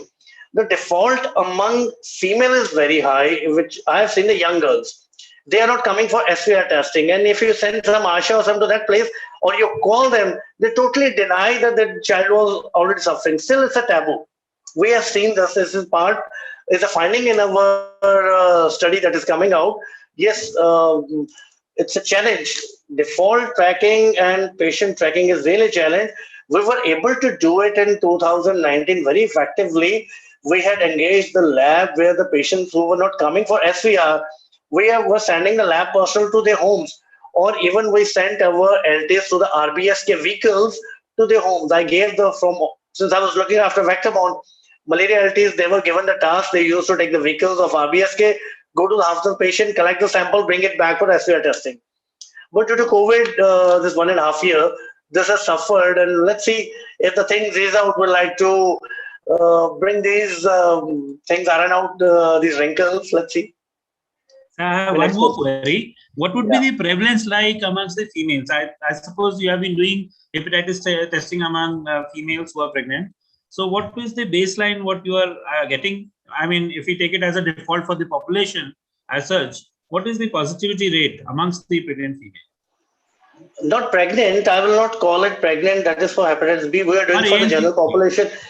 It is not much difference. It was around 53 and 47% and something like not much difference.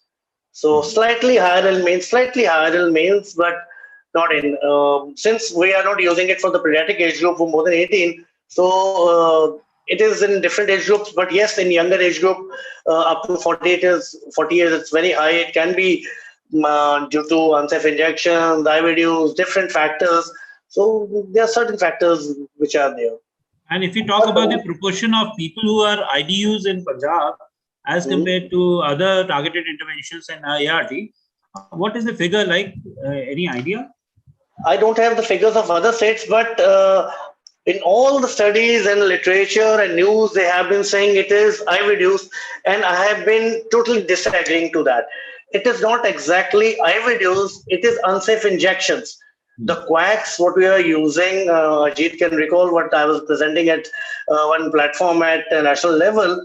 These are the unsafe injections which are being used by the quacks. Even in Government of India, NCDC team was called by the then member parliament to a certain sect. The IVDs are very high, but even they couldn't find the absolute prevalence or more among those which were being used by the quacks. So quacks is a big problem, what they are using, and it's very difficult to use legislation for them, especially now we are in 22, we have the assembly election, so we are not taking that panga.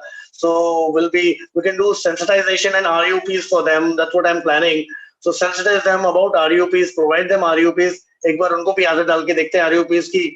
अगर उनको आदत लग गई तो this will be a very good harm reduction. What we have done, Mayank, which even you can plan, I was telling at national level. So we have prepared screening registers for hepatitis C and B. So we have given it to all the treatment sites up to subdivision level. At a district hospital, if a patient is coming for surgery or hemodialysis or dental treatment, anything, if a patient has to be tested for hepatitis B or C, the entry has to be done on that register. So that will increase the denominator. You can see the exact prevalence in different high-risk groups. We have mentioned for why the patient is being tested for surgery. If a high-risk patient, another comorbidities are there, HIV is there or not, patient is a hemodialysis or anything, hemophilic patient. So you can see the prevalence in different categories in coming time. So we have prepared these screening registers, which can be useful for you. I can share anytime. Thank you, sir. Thank you, and more power to you, and all the best, sir. Thank you, man. Thank you for the opportunity. Thank you, Ajit. Thank you, Dr. Gagandeep. I think it was the most useful talk of the day. And let's move ahead with the agenda. So now I would like to invite Professor Debabrata Roy. He's professor and head of the Department of Community Medicine at Doon Medical College, Dehradun. He has published many international and national papers in the different journals, peer-reviewed journals. He has also been involved and contributed in developing international manual for community action in HIV for Indian NGOs. And he has multiple core competencies, which includes like he's master trainer and resource person for many state and national level programs. He's also involved in developing therapeutic community models of counseling, de-addiction and rehabilitation for HIV. So, sir, I would like to, we invite you to just share your thoughts, because hepatitis is very much similar to HIV, and we hope that we learn from your talk. Over to you, sir. Thank you, and very good evening to all the esteemed and very knowledgeable sort of presenters here today. And we have heard very informed and illuminating, discourses here. And well, the very word, the nomenclature hepatitis over a period of time has evolved, in its import, I must say. When I was a student, if one would say hepatitis, then perhaps we won't go beyond infectious hepatitis. Much for that matter. So the whole spectra of phenomena involving the virus, the agent, the infection, disease, sequelae, public health concerns, it has metamorphosed, evolved over time. So the discourses here today, it has comprehensively focused on the evolution, magnitude, diagnostics, epidemiology, agent characteristics, clinical features, management, and programmatic interventions. Also, there was a brilliant exposition by Dr. Gagandeep here who showcased Punjab intervention for that matter. But my take would be a little different, I must share with you that I was kind of privileged to be managing, or rather having been involved in management of therapeutic communities in the northeastern region of India since the advent of intravenous use, for that matter, in the late 80s, since late 80s. I saw it firsthand there. And then I got involved with some international organization and also worked with ICMR in this field for a long 7 years. So what I'm going to share here isn't quantified data. Everything has been done here, and there's plenty of literature about it. And I'm not going in that way. My take is a little different. It's experiential. It will be an observation and a kind of a reflection, and sort of egging you or prodding you to think a little, because I consider that I'm privileged to have some experience into it. Go ahead. Next. So as a prologue, I want to say that intravenous use of drugs, you see, with its added risk behavior of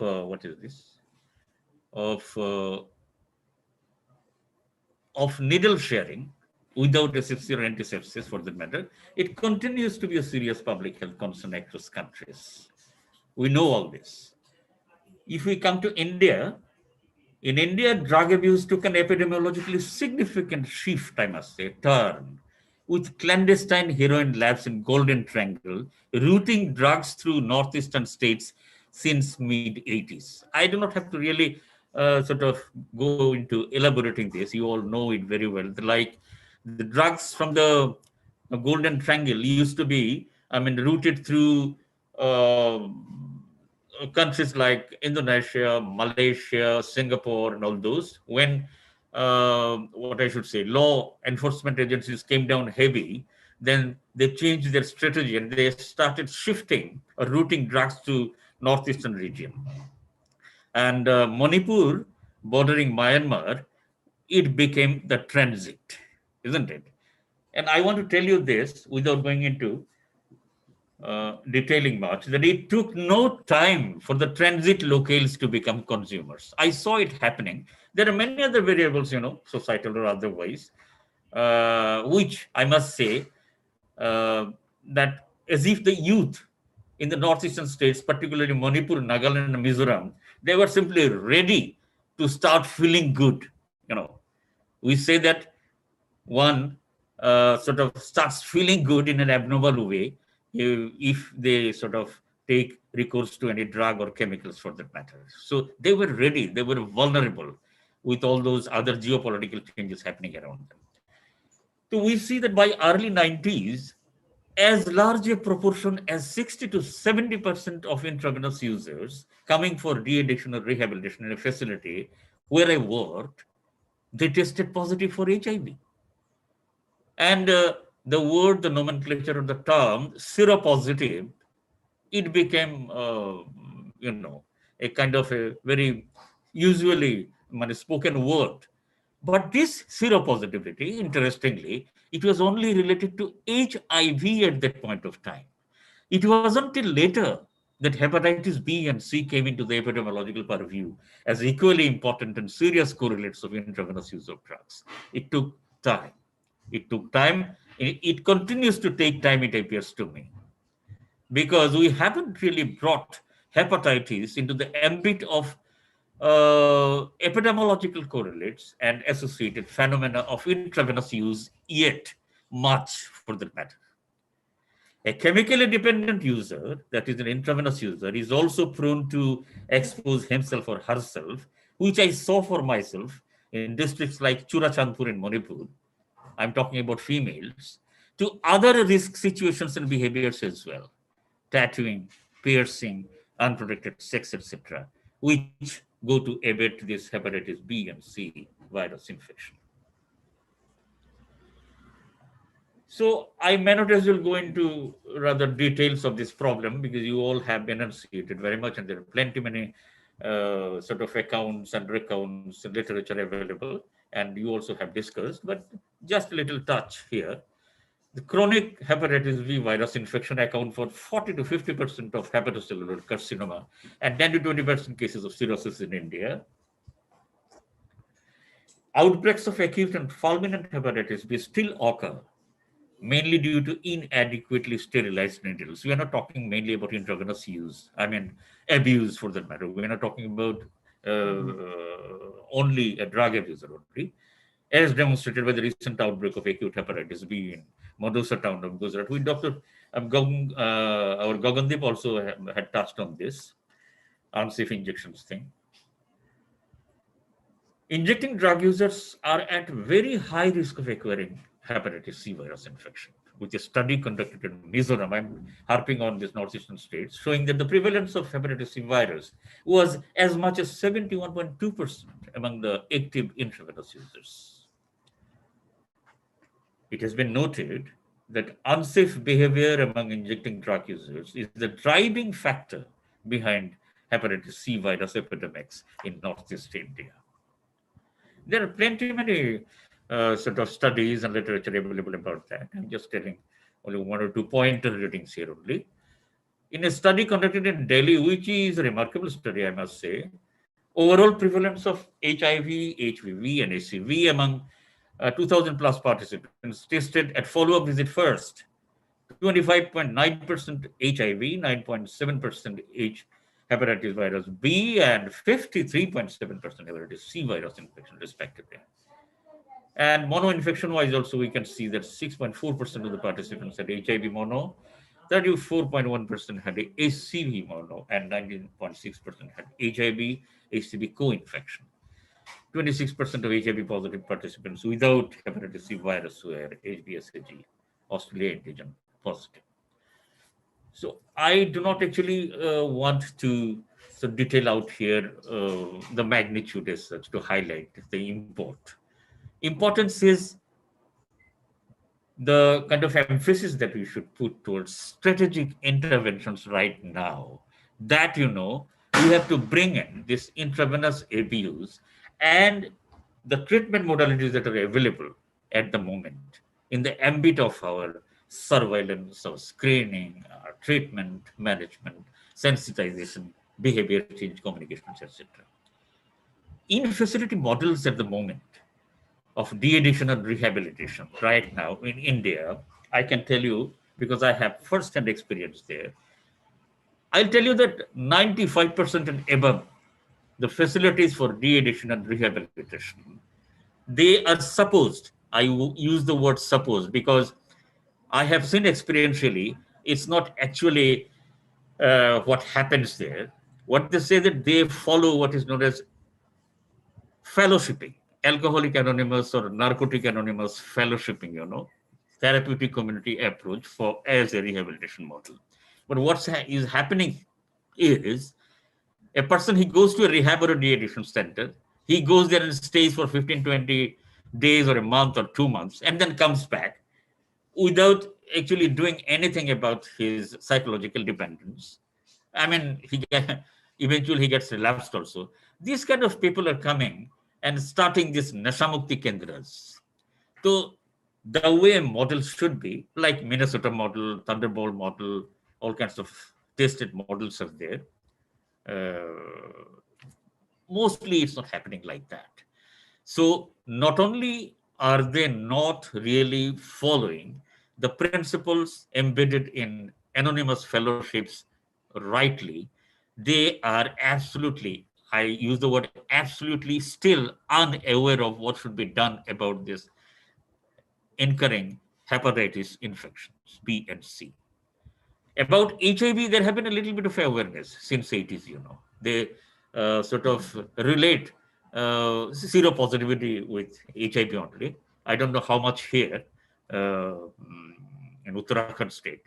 But what I want to emphasize here is that in facility models of de-addiction and rehabilitation, they have to be somehow facilitated, they have to be guided, or they have to be rather sensitized so that they do something about these chemically dependent people on appropriate behavior change vis-a-vis hepatitis B virus and C comorbidities.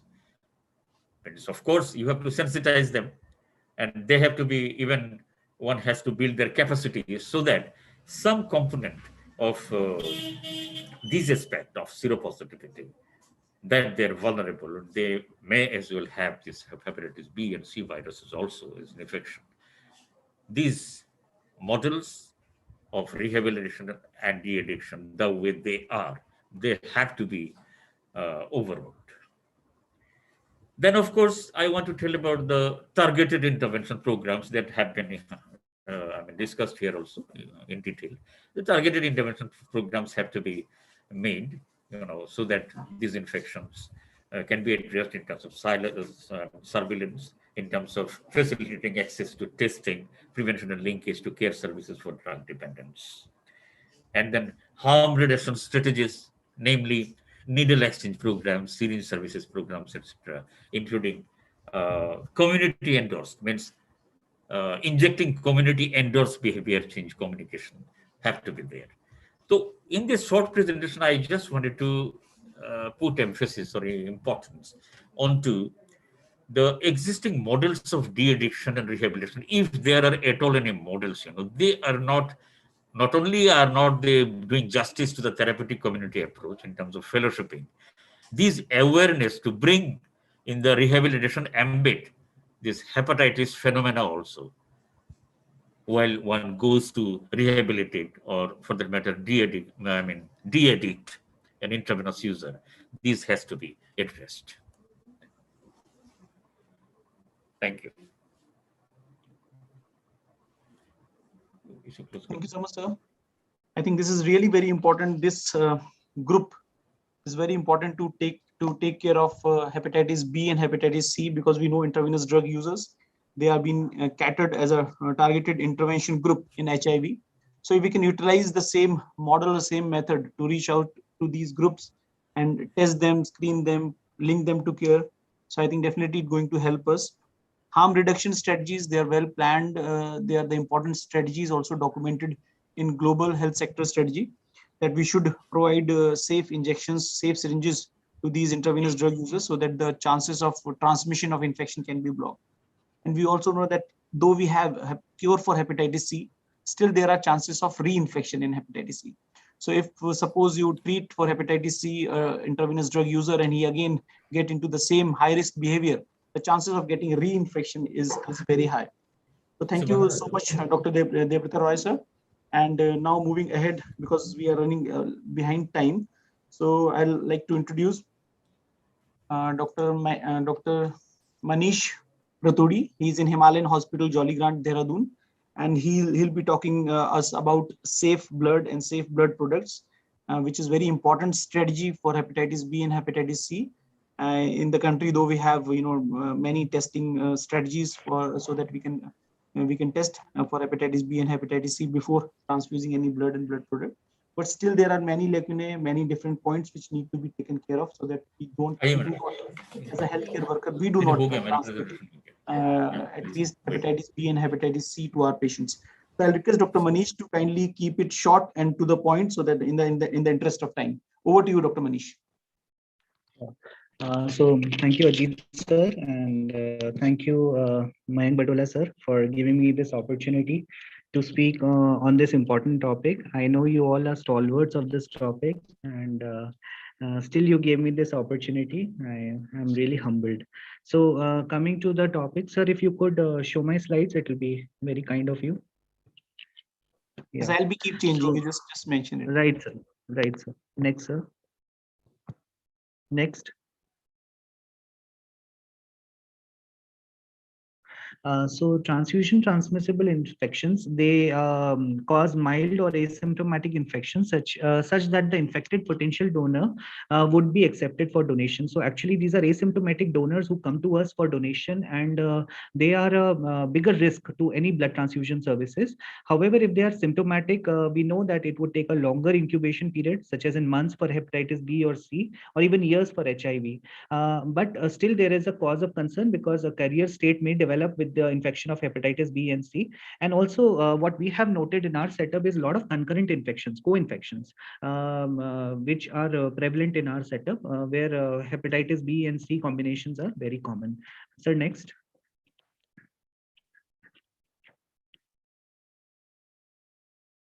The TTI prevalence in comparison to Indian population at our center, SRHU Blood Center, Himalayan Hospital, it is quite comparable, and I may say we are in the safer zone, but still elaborated efforts need to be taken to bring down the infection rate to even lower. And this mainly is led by hepatitis C virus, which we have found in our blood donors to be strikingly higher. And mainly it comes from regional areas of Western UP and also in certain parts of Uttarakhand, where we have seen that there are pockets of hepatitis C infected individuals who do come and often donate blood again and again, which is very difficult for us to manage also, partly because they become defaulters, and also few of them become test seekers. So next. So there are a lot of organisms transmitted by blood, and for us, the concerns are major testing that Government of India has mandated is hepatitis B, C, syphilis, malaria, and HIV. Next. So there are strategies to enhance blood safety. One is voluntary blood donation. Yes, this is the most important thing. Voluntary blood donation. We should not compromise on this aspect, because these are considered to be safer donors in comparison to replacement donors. Then we have something called confidential unit exclusion. If there is a donor who is infected and he's being coerced or forced to give blood by his peers or by his friends, so he might just have an option to come to a blood bank or a blood center and speak to the technician there or to the doctor, medical officer, and ensure that even though he's giving blood now, that his blood unit be selectively excluded from the inventory and be confidentially discarded. So this option we do give to donors, and we have started this program in our center. Another thing is rational use of blood. जहां हो सके blood को कम से कम इस्तेमाल किया जाए या उसका rational use किया जाए based on guidelines, instead of just expert opinion kind of medicine that we see very often. And also liberal use of blood should be restricted. Then apheresis would obviously decrease the donor exposure, autologous transfusions. Then P24 antigen screening, that is generation 4 antigen screening by ELISA methods, molecular screening techniques, that is nucleic acid testing, microbial inactivation techniques, alternatives to blood transfusion, and also hepatitis B vaccination amongst the blood donors. Next. So blood supply safety, our main goal is to prevent transfusion transmitted infections, and the implication is that a single whole blood donation can be transfused to 3 recipients. But there are a lot of blood derived products like immunoglobulins, albumins that can be created from this plasma through fractionation industry and can affect as much as high as 1,000 recipients. Next.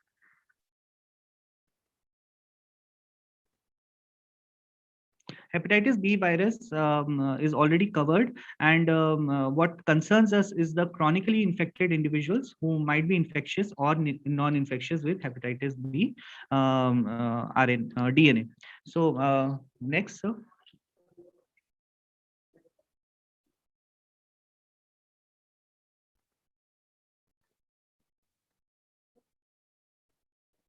A major distinction has to be made between acute and chronic infections.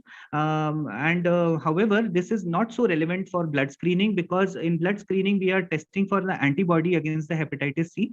And in the hepatitis B, we are testing for the HBs antigen along with the antibody against the hepatitis B virus. So we are also doing molecular testing in our setup. So where it is molecularly tested, then we can definitely screen such donors and ask them to come while doing the donor notification, and also send them to the respective specialties for the further management. Next.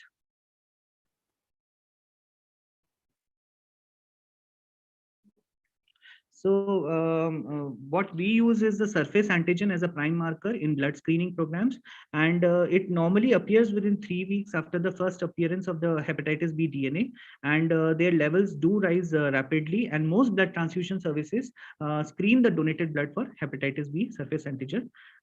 Next. Usually hepatitis B virus, HBsAg becomes positive around 50 to 60 days, almost 2 months after the infection. And it can be preceded by a prolonged phase of up to 40 days of low level viremia.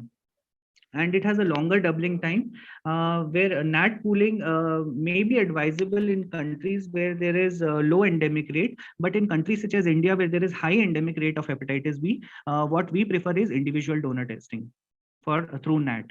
Next. We all know this graph. Next. Hepatitis C virus is a member of the flavivirus group and is enveloped RNA virus. It is transmissible by parenteral route again and may be found in blood and other body fluids.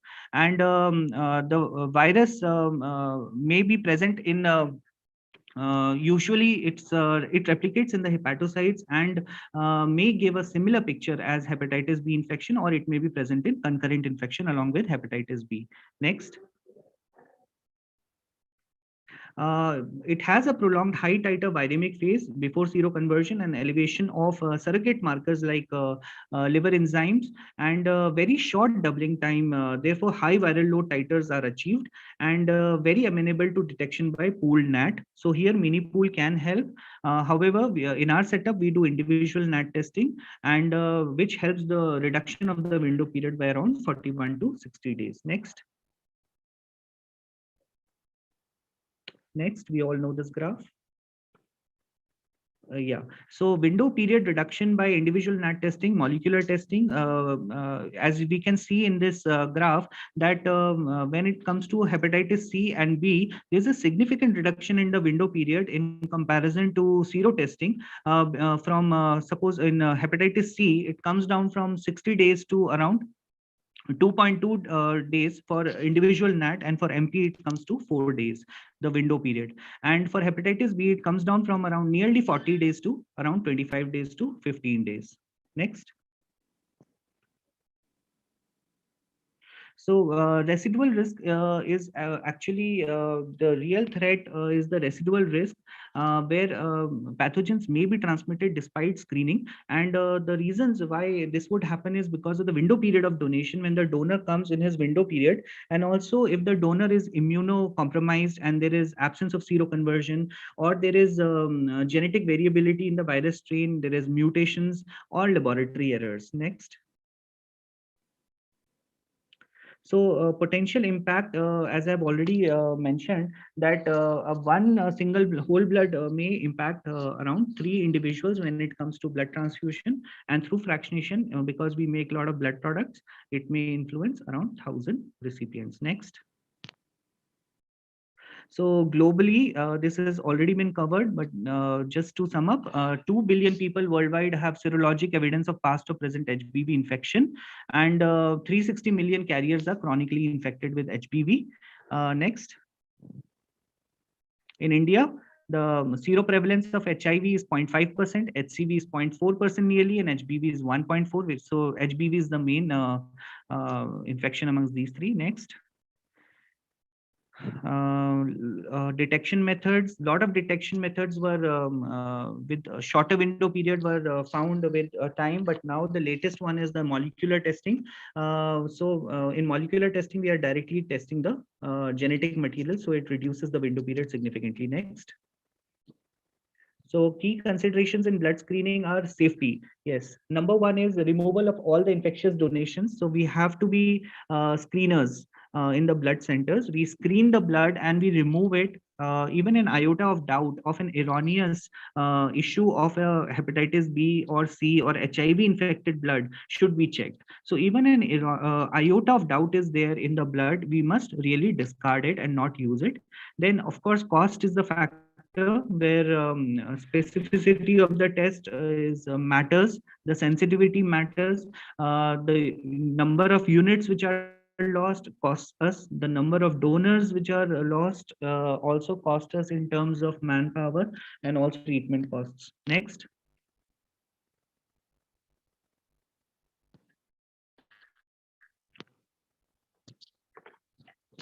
Current methods. Hepatitis B virus, we are testing by 3rd generation. Hepatitis C also 3rd generation. And in HIV, we are testing P24 antigen, which is 4th generation testing. And we are also doing molecular testing for all of these. Next.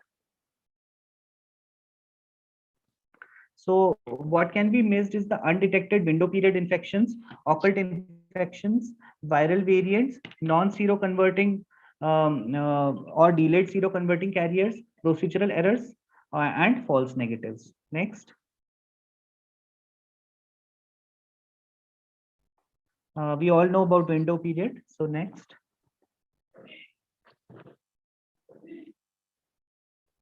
Yeah, so amongst the HIV, the days to antibody detection is around 3 weeks. For HCV, it is around almost 2 months. And for HBV, it is almost the same, around 2 months.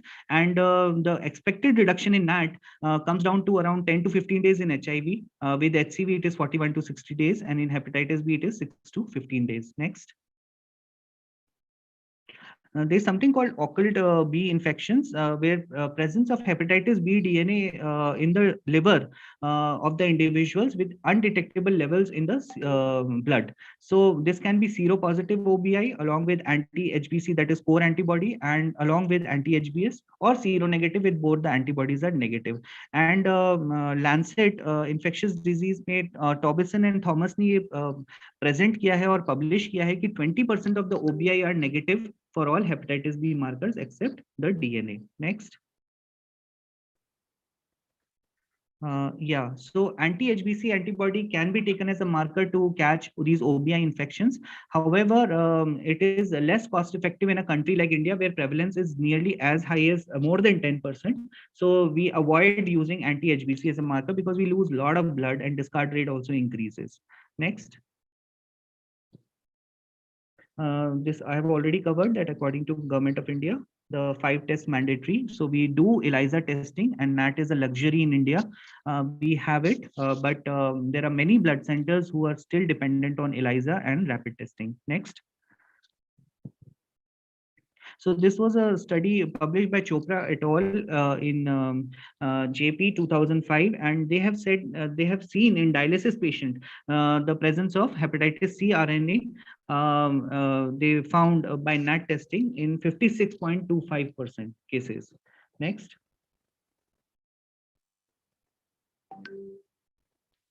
So this is just a history of NAT testing at Himalayan Hospital SRHU. We use ID NAT testing through enhanced semi-automated system from hemogenomics. It was started in 2013, and I'm happy to announce in this house that we are the first blood center in Uttarakhand to have started ID NAT testing for blood donors. And since we have done it from 2013, but I could collect data only from June 2016 onwards, January 2016 onwards, where we have found that amongst the 61,326 blood donor samples, we have actually got 52 NAT yields, and amongst these 47, that is 90%, were HBV NAT yields. So, and we had 2 concurrent infection. And you can see the implication of using molecular testing over serology testing. So because of these NAT yields, we were able to, because we are a component facility, so if we divide or multiply it by 3, then we can see that how many patients we could save by not giving such a blood which was infected by molecular tested blood, which was infected by these pathogens. Next. And we have ESAS, Proclux, Ultrio Plus assay in our setup. Next. Due to paucity of time, I have to run through. So I think I have already spoken about this. Just sir, if you can go to, this is important. That our seroreactive blood donor response rate. So amongst the hepatitis B and hepatitis C, we saw the response rate of our blood donors who came to us post infection testing and whom we had counseled and called. So amongst these, the response rate was cumulatively lesser in the year 2020. And one of the major reasons was that a lot of donors had given us wrong numbers, and there were a lot of defaulters because some of them didn't want to come, or they cited long distance from the blood center, so they could not turn up. And many of them actually could not be contacted properly because they had given wrong address or something. So because of these issues, we have a lot of donors who are lost to follow up. So this is one challenge that we are facing. And also we were managing it without a donor counselor was even more difficult for us. But in 2021, as you can see, till June, cumulatively our response rate has improved. And why? Because in COVID times we have used a part of telemedicine, that is through video call and through WhatsApp.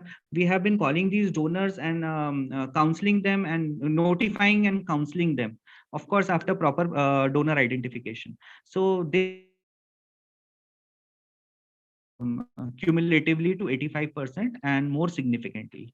So I think what I want to emphasize through these slides is that maybe now it is the time of telemedicine. It is the era of telemedicine, and especially because in these unprecedented COVID times, we can increase our response rate of these blood donors. It also makes it easier for them to contact us through the lot of video apps. So maybe we can improve our response rate through these video conferencing. So thank you so much, sir, for giving me this opportunity.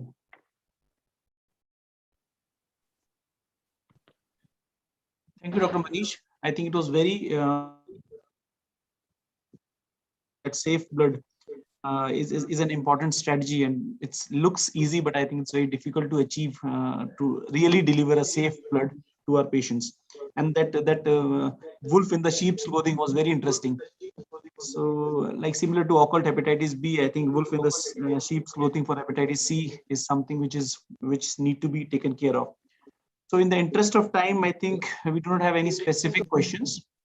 So, if Dr. Ajit, yes, Dr. I was just going through our YouTube live, and there were certain queries from my audience. I would also like to inform my speakers that there were audience. Our audience included doctors who were working in the prisons.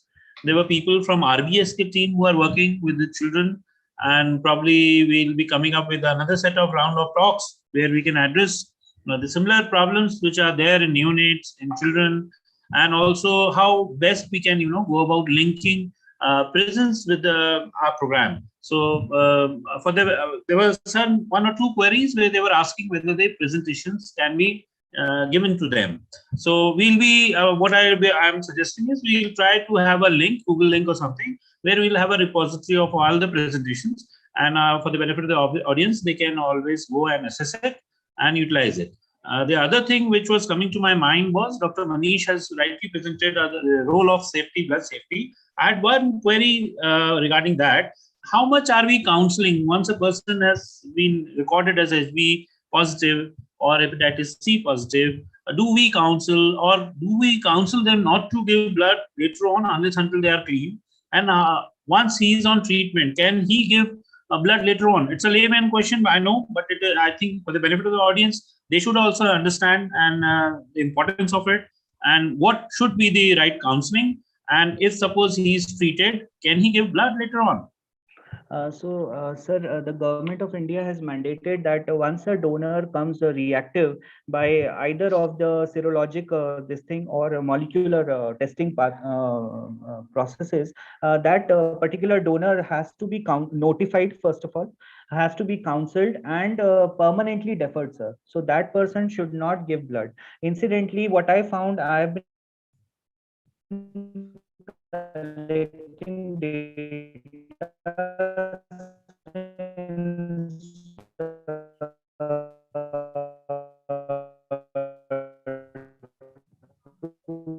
2019, and I found that out of they were so you're able to hear me? Yeah, now we are. Yeah. Sir, so we found interestingly that out of 80 to 90 blood donors who were HCV reactive, around 12 such donors, they came to me for a repeat counseling. Because I was the counselor in the first session also, and they had given blood again after 3 to 4 months. So around these 12 donors, I asked them, why did you give blood again? So they said that, sir, we were misinformed actually. We did not know that we don't have to give blood again. So such test seekers and misinformation can go to the blood donors, and it will do a great amount of benefit to blood centers if we give the right amount of counseling, the proper counseling. That such donation should not be made repeated again. So test seekers are very common, sir, in our setup. Because they go to some local practitioners, they give them medicines and they think that they are healed now, and that their blood is non-infectious. I do not know whether they have any evidence, objective evidence by lab tests, but they assume that because they have taken the medicines, they are now healed and they can come back to the donor pool. But this is on the owners of blood centers, that we should teach them, educate them कि भैया अब blood नहीं देना है, कभी भी blood नहीं देना है. कुछ ऐसे भी डोनर्स थे जो कि अलग अलग जगह पे जाके ब्लड बैंक में जाके डोनेट करते आए हैं, सिर्फ इसलिए कि वो चेक करवाना चाहते हैं. हम एक तो फ्री टेस्टिंग हो जाती है सर, और वो चेक कराना चाहते हैं कि हम हील हुए हैं कि नहीं, हम ठीक हुए हैं कि नहीं. जी sir.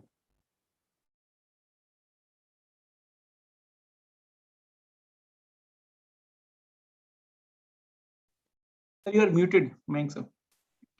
Thank you, Dr. Manish. Right. Thank you, Thanks a sir. lot. Thank you, sir.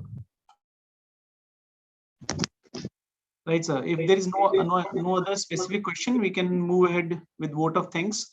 Vote of thanks will be given by Ashwini Tugshal. He's technical officer for our state viral hepatitis management unit. And over to you, Ashwini. Thank you, Dr. Ajit Bhadoria, sir. Good afternoon, everyone. To the one and all present here, Honorable Chief Guest NHM Mission Director, Mrs. Sonika Ma'am, and Guest of Honor, Dr. NHM, Director NHM Uttarakhand, Dr. Saroj Nathani Ma'am. Unfortunately, both are busy in some other important work. Respected event coordinator, Dr. Mayank Badola, sir, Dr. Pradeep Agrawal, sir, Dr. Ajit Bhadoria, sir, respected speakers, Dr. Rohit Gupta, sir, Dr. Gagandeep Singh Grover, sir, Dr. Devrata Roy, sir, Dr. Manish Raturi, sir, and all the participants. It is such an honor for me to get the opportunity to thank you all dignitaries on behalf of the National Viral Hepatitis Control Program, NHM Uttarakhand. I extended a warm welcome to the people in the gathering. I would like to express my gratitude to all esteemed delegates of the webinar for their presence and contribution to make this webinar a great success. A special thanks to Dr. Pradeep Agrawal sir for providing valuable support to make the webinar successful. I extended my gratitude to Dr. Mayank Badola sir to organize the webinar even during the pandemic. I must thank Mr. Himanshu Penwili sir, Program Coordinator, National Viral Hepatitis Control Program Uttarakhand, for working hard for the past few days to make this webinar successful. And also want to give thanks all members of National Tuberculosis Elimination Program NHM Uttarakhand for valuable support. I congratulate all the participants for their active participation. Thank you everyone once again for making it a great success. Thank you very much.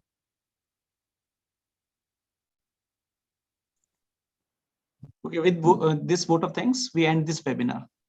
Thank you, sir.